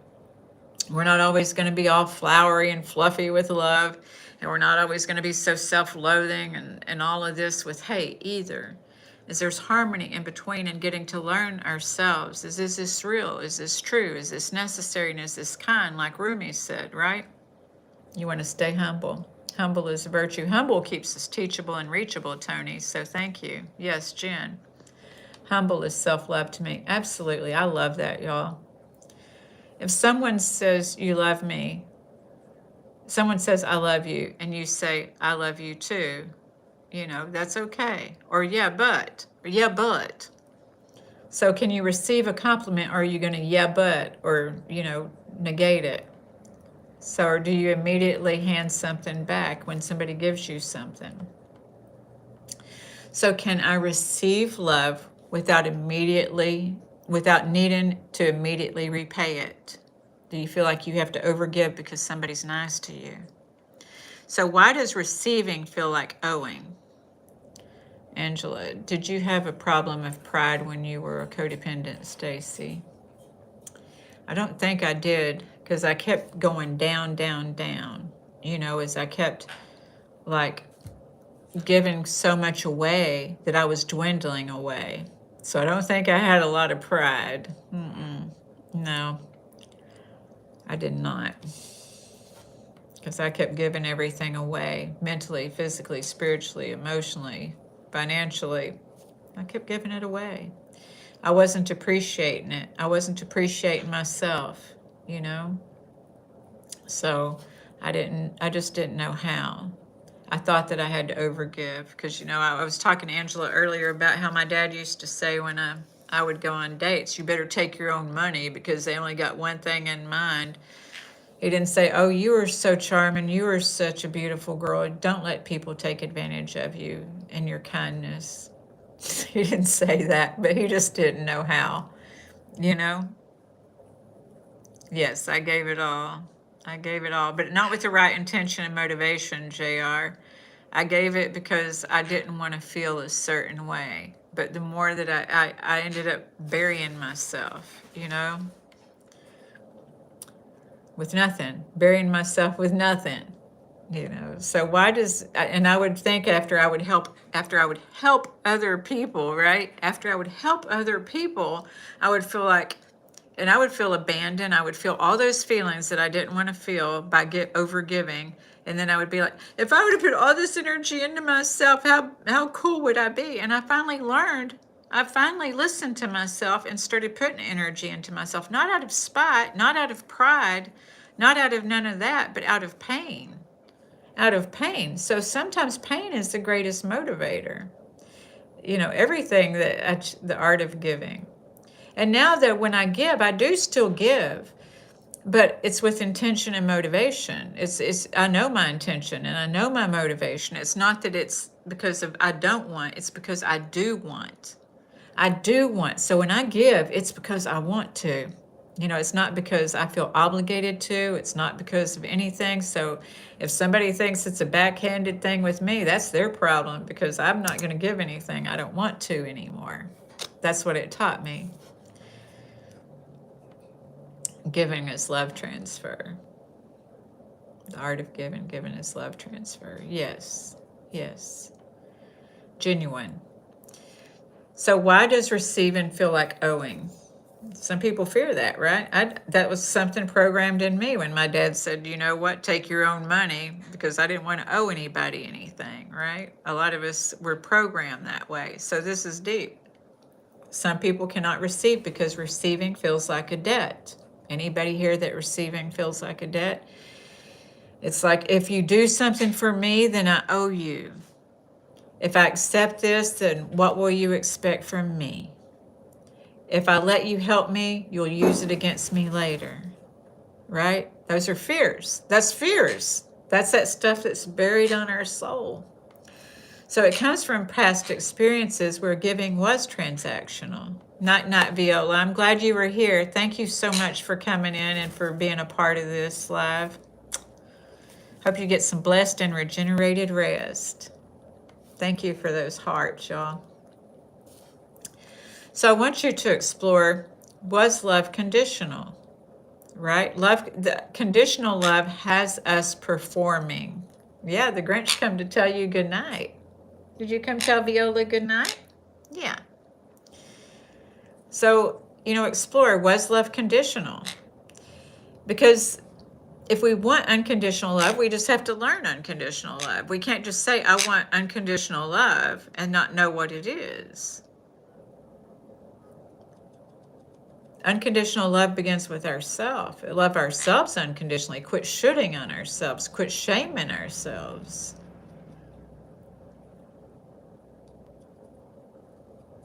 My dad thought I ended up being kind of like my dad. I did not want to be like my dad, but my dad had some good qualities, and you have good qualities, and we all had some bad qualities. You had some bad qualities. Daddy had some bad qualities. I had some bad qualities. My ex had some bad qualities, but I always told my kids, you know what? I hope you grow from the good qualities and get therapy for the bad ones. Yeah, because we all have good and bad in us.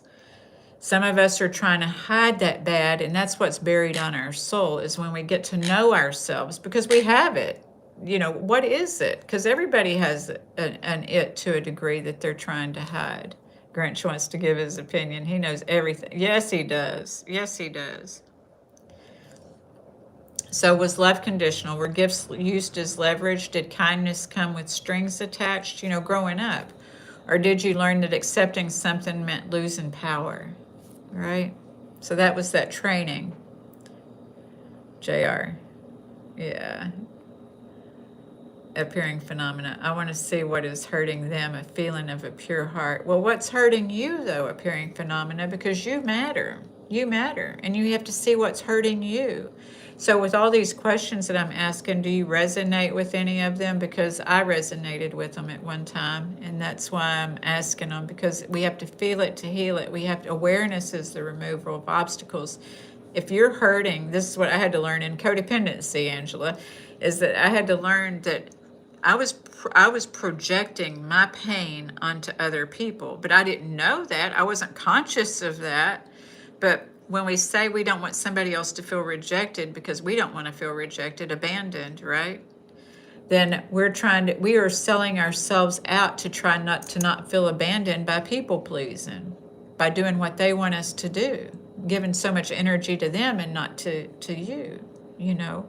So if you want to know yourself, then you've got to take this adventure to yourself, and it's the best adventure. I didn't know it would be the best adventure when I started taking it. Terry was on here earlier, and she helped me so much with taking that adventure.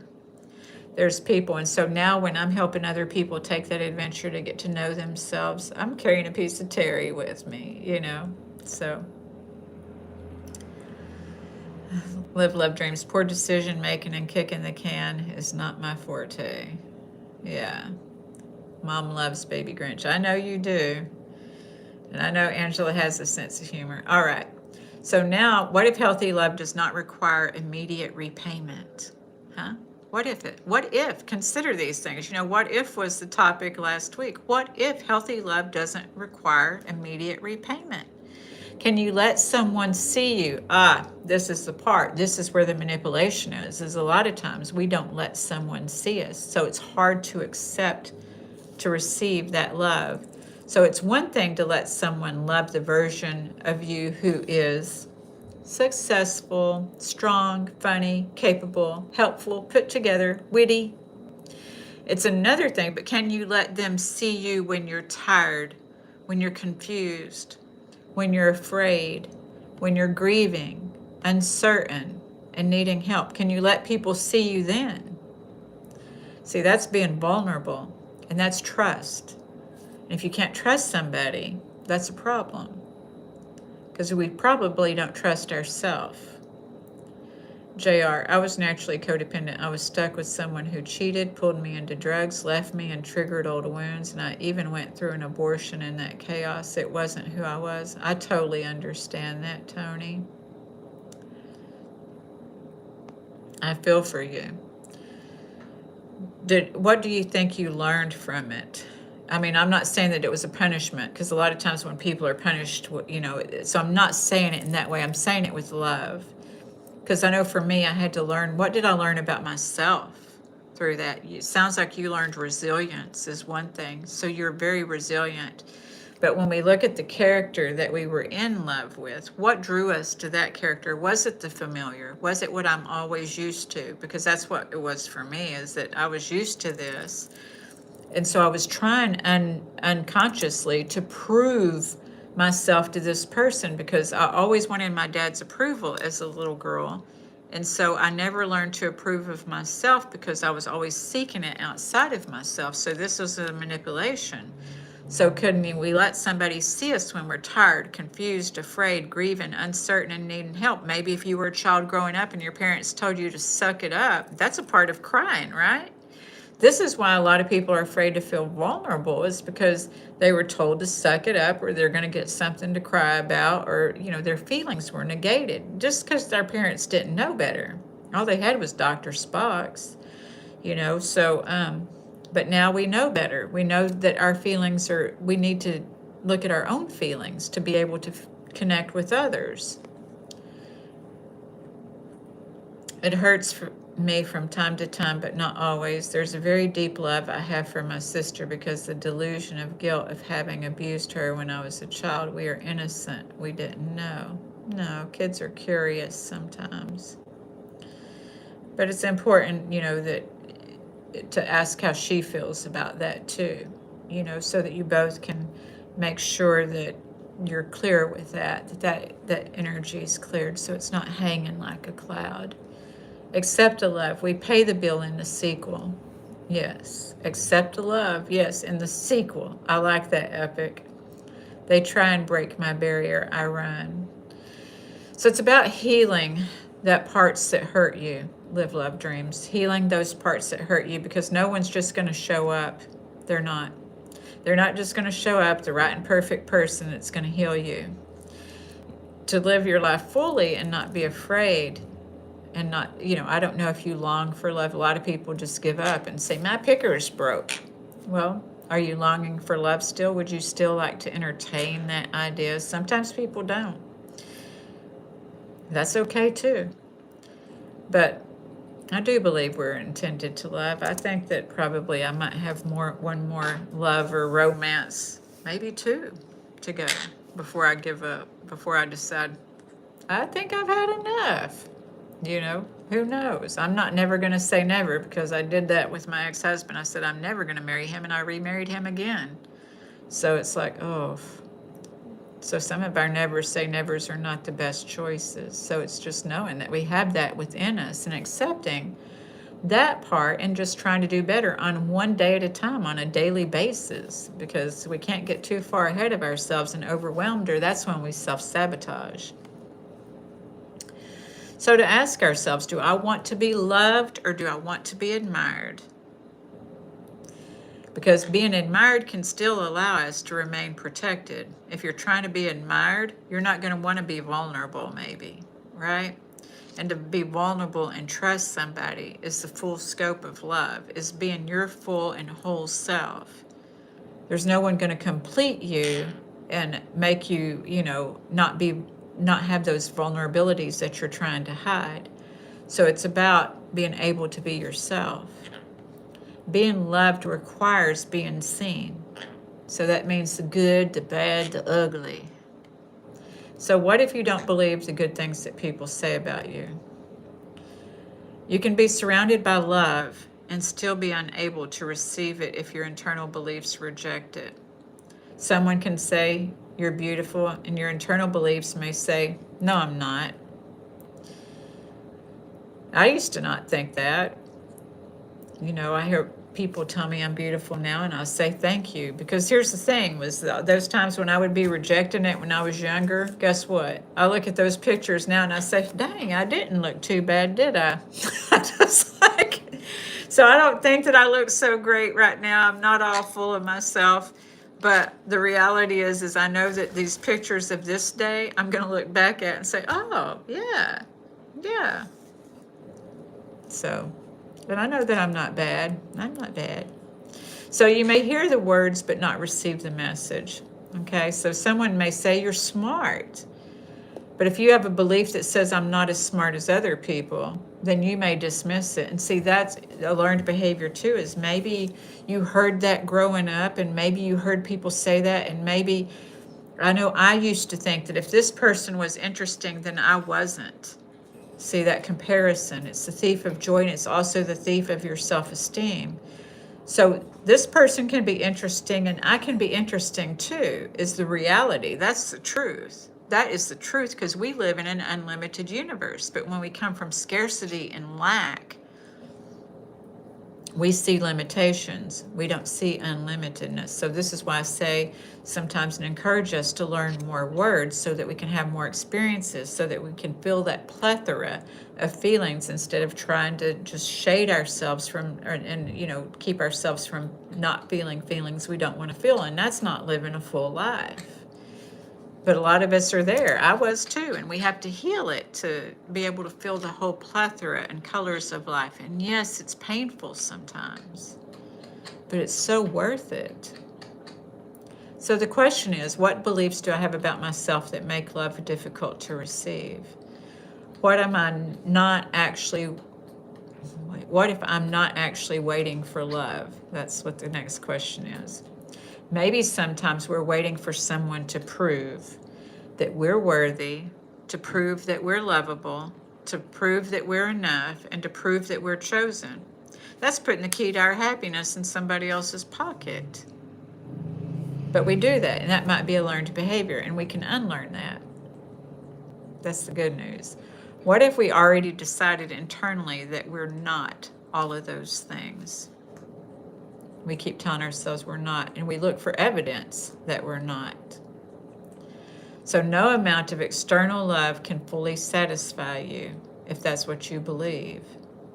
See, this is why we have to change our beliefs and unlearn those beliefs that we learned, because the beliefs were probably just learned, right? So other people can reflect love to us, but they cannot make us accept what we refuse to believe about ourselves. Okay? Leo. Leo Lee, that is not true. Not true in this life. And I understand you may think that that's a learned behavior and that's a belief. That's a learned belief because somebody told you that or you wouldn't think that, right? And I get it. A lot of people were told that, and so they think that.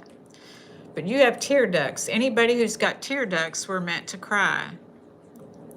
And so crying is healthy. Crying is very healthy. Crying waters the soul so that we can grow, or else we're just going to stay stuck and stagnate and not in the right and divine flow. Angela, when you abandon yourself and you ignore what you think and feel, other people are going, exactly, Angela. What Angela says, I'm going to repeat that, is when you abandon yourself and you ignore what you think and feel, other people are going to abandon you too. Exactly. And that happened to me. And I couldn't figure out why till I took that internal journey inside. Benad, it's good to see you. Appearing phenomena, even in our adulthood, we don't know, and our innocence. Yeah. The thing is that we are innocent. We are guilty. We are all of the things that we project onto somebody else. We may not have that magnitude. I'm not saying we all have that kind of magnitude. So I'm not talking about your court of law innocence and guilt. I'm talking about our personal journey, innocence and guilt. Tony, I found myself good. We need to accept and understand ourselves to be able to love other people. That's right. That is so right, Angela. Live, love, dreams. I should be concerned with character, not reputation. Yeah. There's a thing that sometimes I suggest to people to listen to on here, and it's called psycho-cybernetics, and it talks about self-image, because a lot of people are concerned about self-image in the way that they look to other people rather than what's inside themselves. There's self-image, but what's inside? What is going on inside? Healing requires forgiveness. Without forgiveness, bitterness, hatred will stay inside your heart, and you'll have to do it daily with all people you interact with. Absolutely, Benad. Yeah, healing and forgiveness are a thing, and there will be tears, Leo Lee. LOL, love is not for me. I thought for it of most people in my life and got nothing but love is a myth. I'm not going to deny that, because love is a myth. We saw a lot of myths of love. Those I talked about, a lot of us were taught what love is from Disney fairy tales, country songs, rock songs, and all of these things. And it is all those things, but it's also not those things. Love is you. You have love. You were born with love.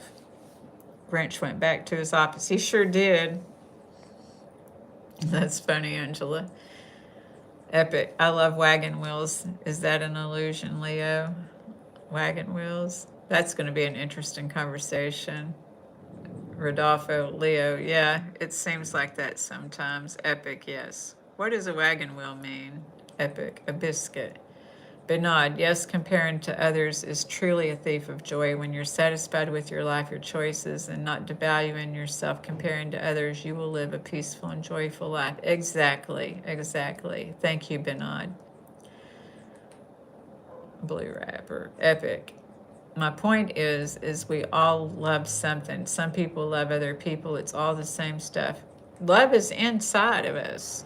When I used to get heartbroken, I'd be like, but I looked into their eyes and I saw love. And my coach was like, Stacy, the love is in your eyes. You're just projecting it onto them. But you have to have the love inside of you to be able to give it.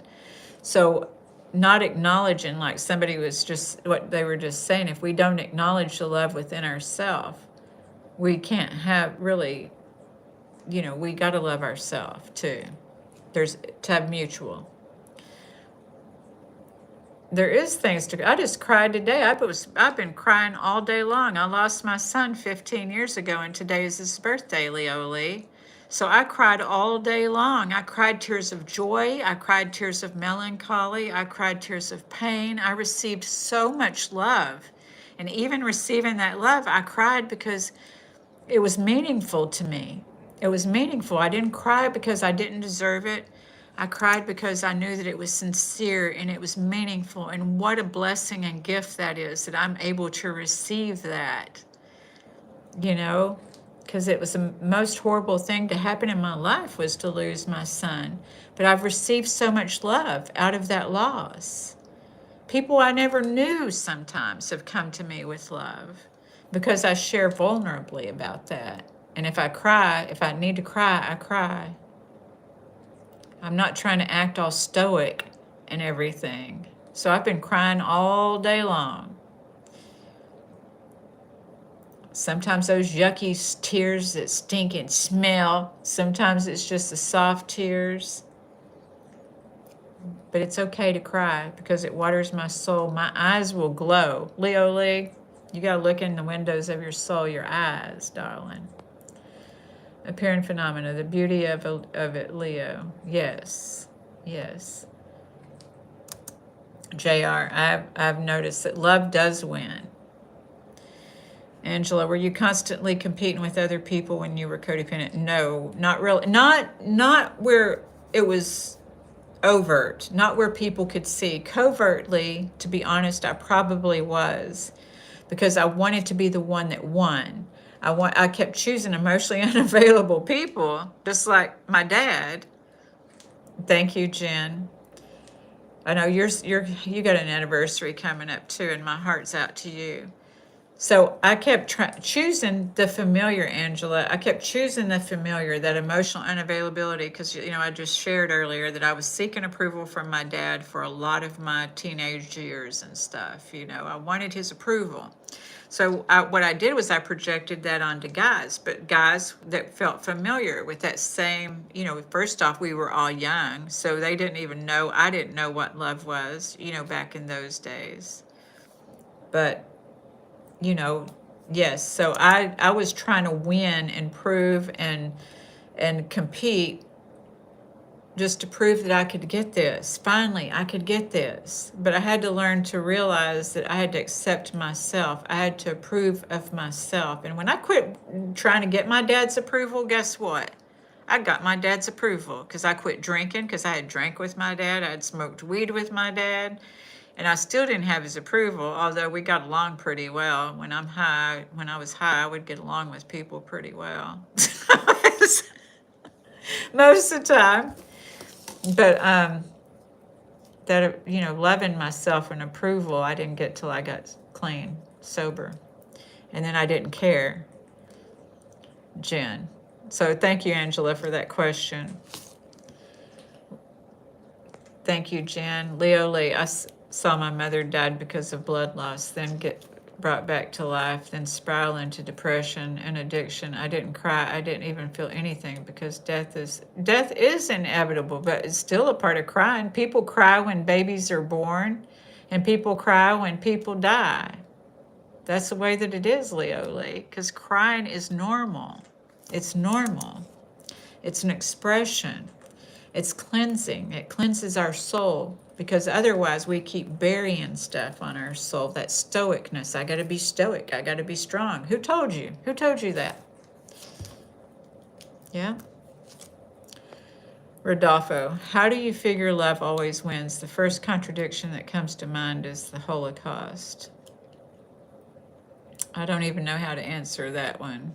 I don't even know. There is going to be things that happen that we're powerless over, and that is not love what happened there.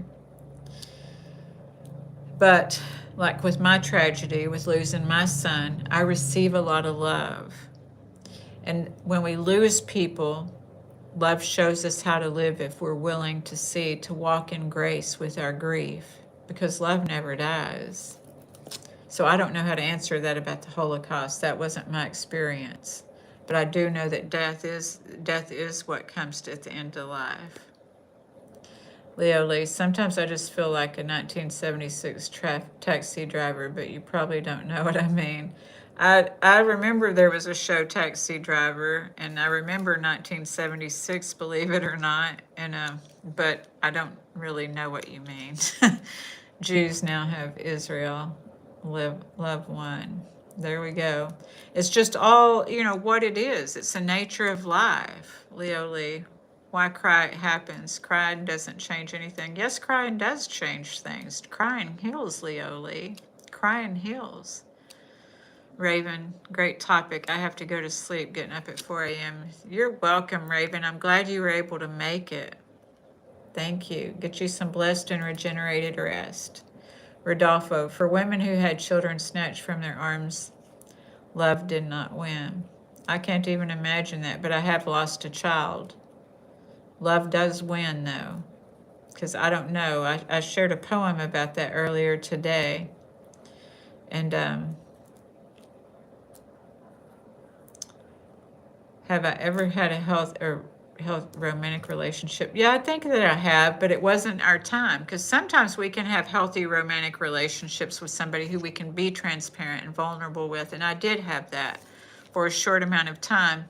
And he still wanted to have children. I was cougaring, but that didn't, he was 34 and I was 47, and I wasn't trying to have any children, and he wanted more children. So we did not stay together, or what have you. I knew that that was a relationship. He was healthy, and it was, romantic. One of the most romantic things, guys, is that what this guy did, it wasn't all touchy-feely and everything, but at 47 was about when I started having to wear glasses, okay? But I was trying to be cool and not look like I had to wear glasses all the time sometimes.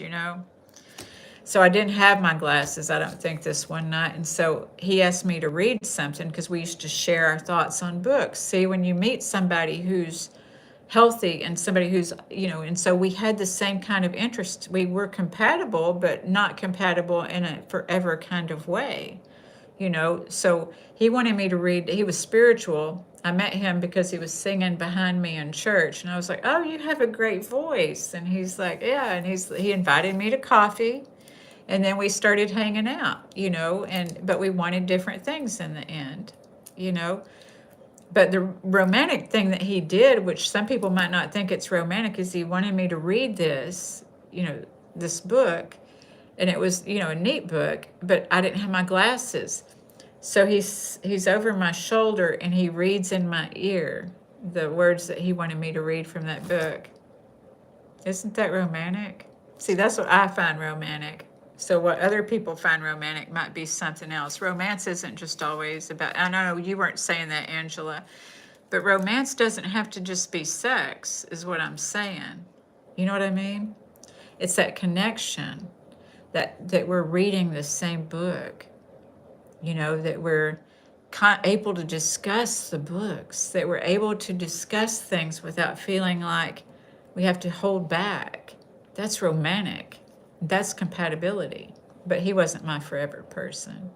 But yeah, it wasn't that it was a bad thing. I wasn't going to be having no kids. He wanted to have a son, and I understand that. And he does have a son now. So yeah, but he was part of a catalyst to teach me what I wanted, what I do think, because I didn't know that was romantic until it happened. And I was like, wow, I like this. Depends on what you think is behind death, Rodolfo. Yes. Oh, well, the Holocaust end of Jewish man love his people. He risked his life to prove it. And that's kind of, I don't want to argue about the Holocaust and stuff like that, y'all. Let's don't do that. JR, mixing love with war are totally different things. Love wins, meaning the deep love within you. Absolutely. Thank you, JR. And let's stop that talk, because that's not what this live is about. But thank you for sharing that. And so, Rodolfo, I'm not certain what lies behind death, Epic. I'm not God. Okay. Leo Lee, by the way, Taxi Driver. I knew that's what you meant, the movie with Robert De Niro. I need to watch that again, because I haven't watched that in a very long time. And unfortunately, I forget movies, And I think I just watched it maybe 2-3 years ago, and I still don't remember. All right, y'all. Y'all be sweet to each other. Romance is literally proven not to exist. Leo Lee, you are a cynic, aren't you? Thank you, Angela.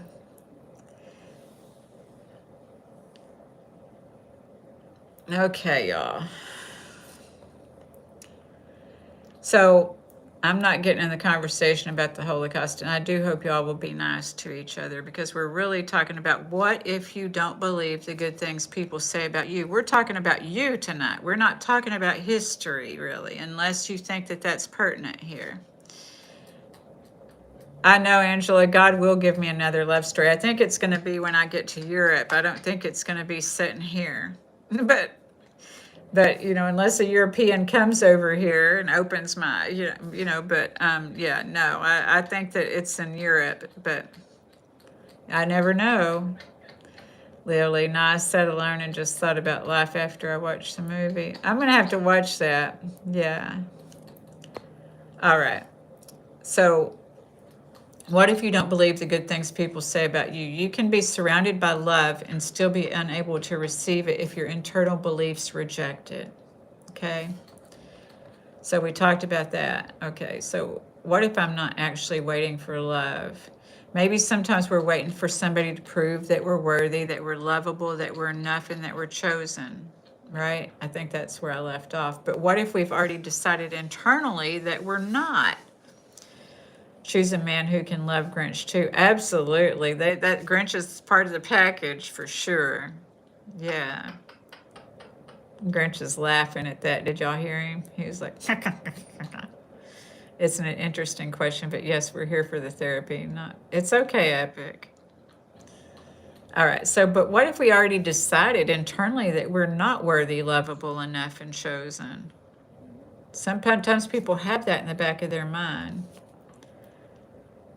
Biological love is placebo. Humans are biological, made to populate. That is true.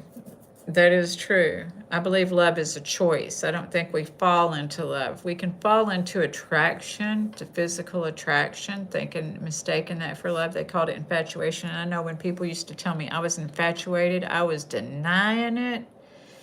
But we have to get to know someone. And to know someone, we need to know ourselves. And that's when we're whole.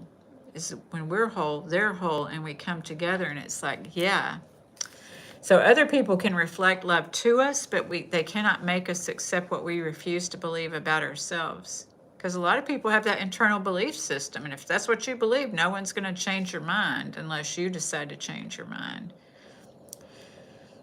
So I asked somebody today, what is the payoff? Because sometimes there's a payoff with us having that kind of belief system. So what is the payoff for us to have that belief system? And when we ask ourselves what the payoff is, we start making some sense because it doesn't make sense, right?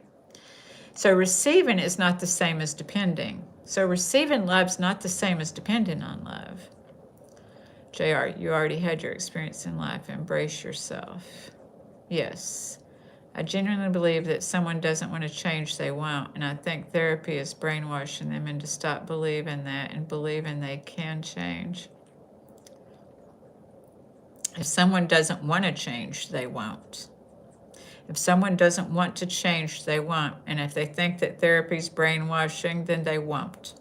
But a lot of people are open to an outside source discussing their lives so that they don't feel judged, so they don't feel like they've got to measure up to some kind of bar. They actually get to tell the truth and be vulnerable because they're not concerned about how this person sitting in front of them is going to feel according to what they say. So that's where therapy or coaching and those things come in, because it's somebody being able to sit with them where they feel safe. So Leo Lee, I am so... Tony Metzi, my mother's family was deported and sent to the German-speaking minorities. Everything was erased. I don't carry hate. I just keep the same standard for everyone. Hate will hurt us. Hate's toxic. And so, yeah, we need to know the good and the bad things about a person to have a relationship. Some people only share their good side. Yes. And that bad side will come out whether we want it to or not eventually. So it's best to be ourselves in the beginning. So receiving love does not mean that somebody else is responsible for your happiness or for my happiness. For me to receive love, that doesn't make them responsible for my happiness. It means I can allow the love that someone offers to touch my life without making them responsible for my identity or my worth. That's my job, is to have my identity and my worth. So receiving love is receiving that somebody appreciates that within me.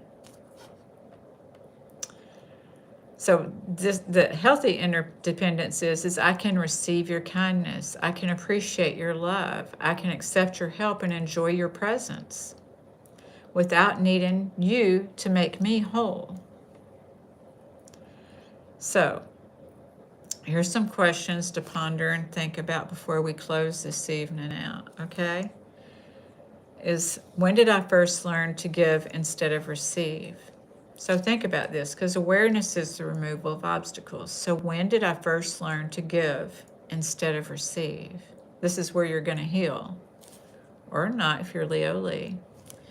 Angela, we can't expect people to make us feel good about ourselves all the time. No, because they got their own lives and their own dreams and goals and visions. And when we meet together, we can encourage and support each other, but not support each other as in, doing it for them.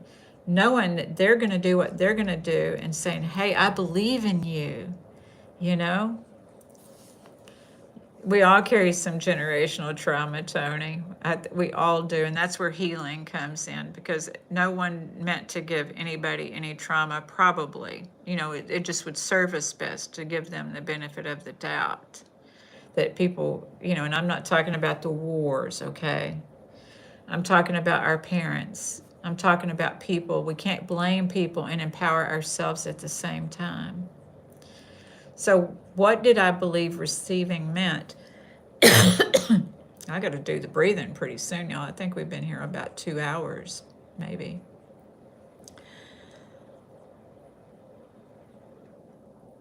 Yes, we do learn to love ourselves first.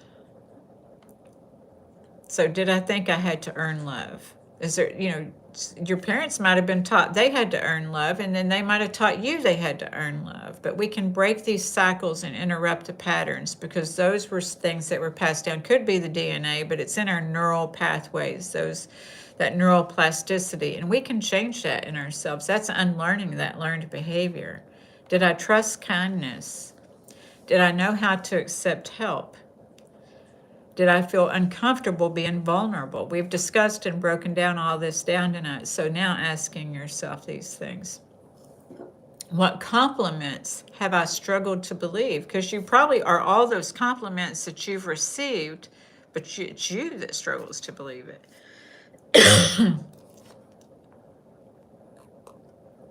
What good things about myself did I once reject? When did I begin to recognize that I had to receive love from myself first?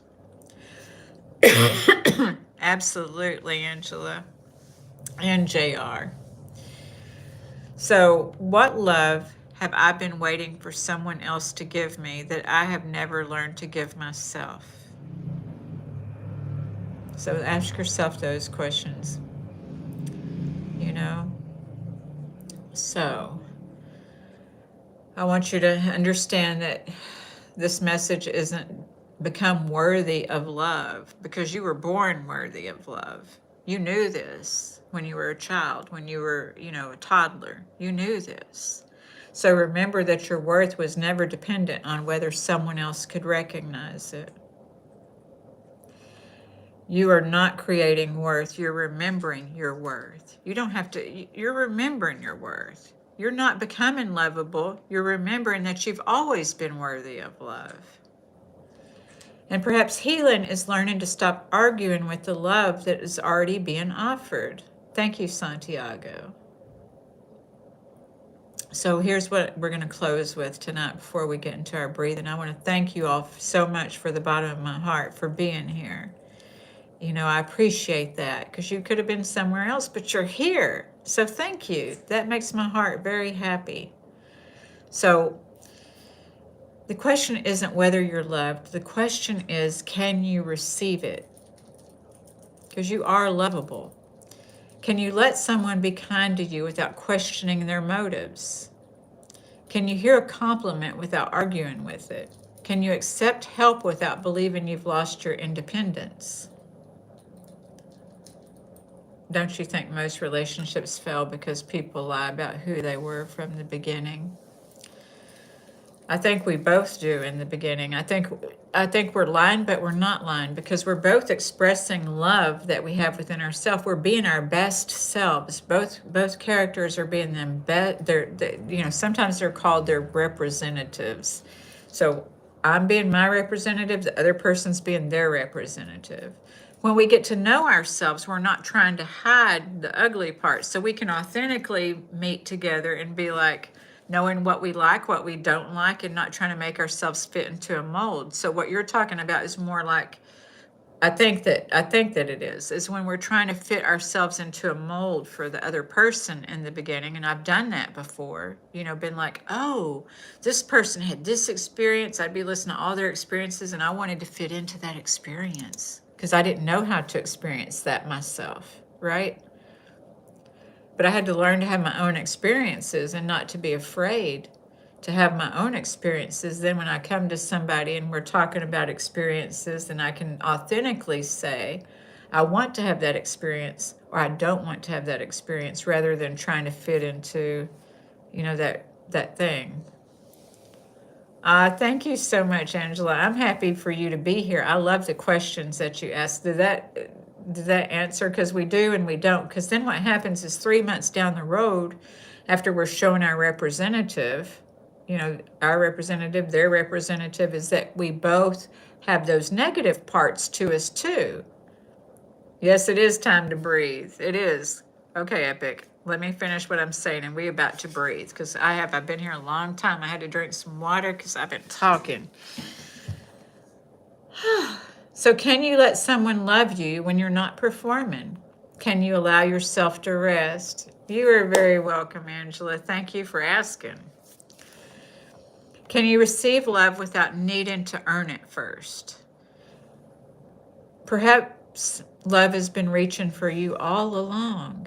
And perhaps the work isn't finding more love. Perhaps sometimes the work is remembering who you are enough to let it in. So we're ready to move into breathing. So as we breathe, I don't want you to try to become lovable. I don't want you to try to prove anything. I simply want you to notice what happens inside of you when you allow yourself to receive love. So receive the breath. Receive this moment. Receive the truth that you didn't have to earn your right to be here. Okay? So allow yourself to receive the love that's always been in you. Y'all ready for this? Here we grow. Let's breathe, darlings. Thank you, JR. Thank you. Let's breathe.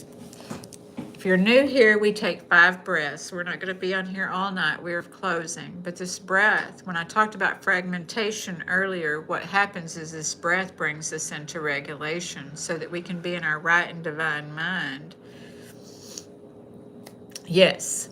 So we'll take a deep breath in, fill up your tummy, and then we're going to hold it for 4 counts. But just do what's comfortable for you. If 4 counts isn't comfortable, don't worry. But then we're going to release gently and slowly out of our mouths because nothing comes instantly. It's not instant gratification. It's being in that divine flow, that rising and the falling, the good and the bad. Inhale, exhale, and here we grow. So take a deep breath in. Hold it.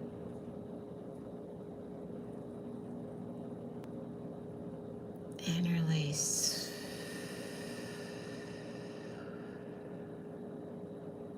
We let life slow down. There's not a race.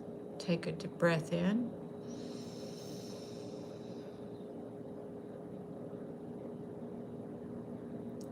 Hold it.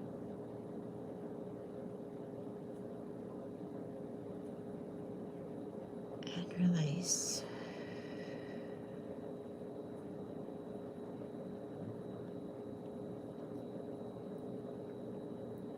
Breathe in.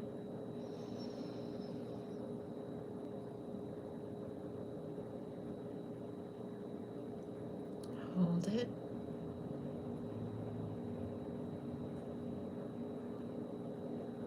And release.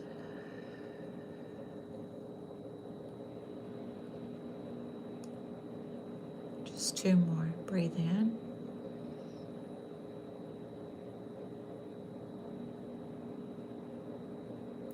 Hold it.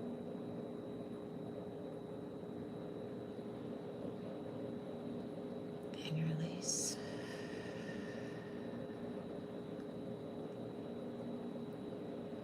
Last one. Breathe in.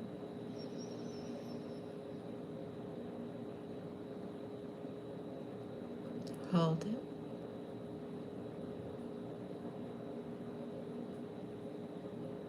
And release.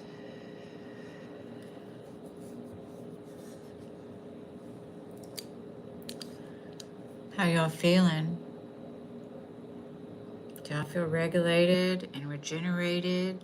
You're very welcome, Angela. Thank you. Good night to you. Good night to everyone. I will be back on here Sunday morning at 9 a.m. Central Standard Time. We'll have a story, okay? All right. I thank you so much for being here tonight. If you've not subscribed to this channel, I ask that you would consider subscribing if you felt like this was helpful to you this evening. And I look forward. Thank you so much, Epic. I appreciate that. I appreciate you being here. Thank you for moderating. Shout out to Epic. Thank you. Yes. Good night, Rodolfo. You're very welcome. And JR, yes, stay safe, all. Y'all have a good night. Get you some blessed and regenerated rest, and I'll see you Sunday. I love you. Okay? And you don't have to do anything to deserve it or to prove, or anything. Thank you. Jen, you are very welcome, darling. Good night. I look forward to seeing y'all Sunday at 9 a.m. Central Standard Time. Good night. Grinch says good night too.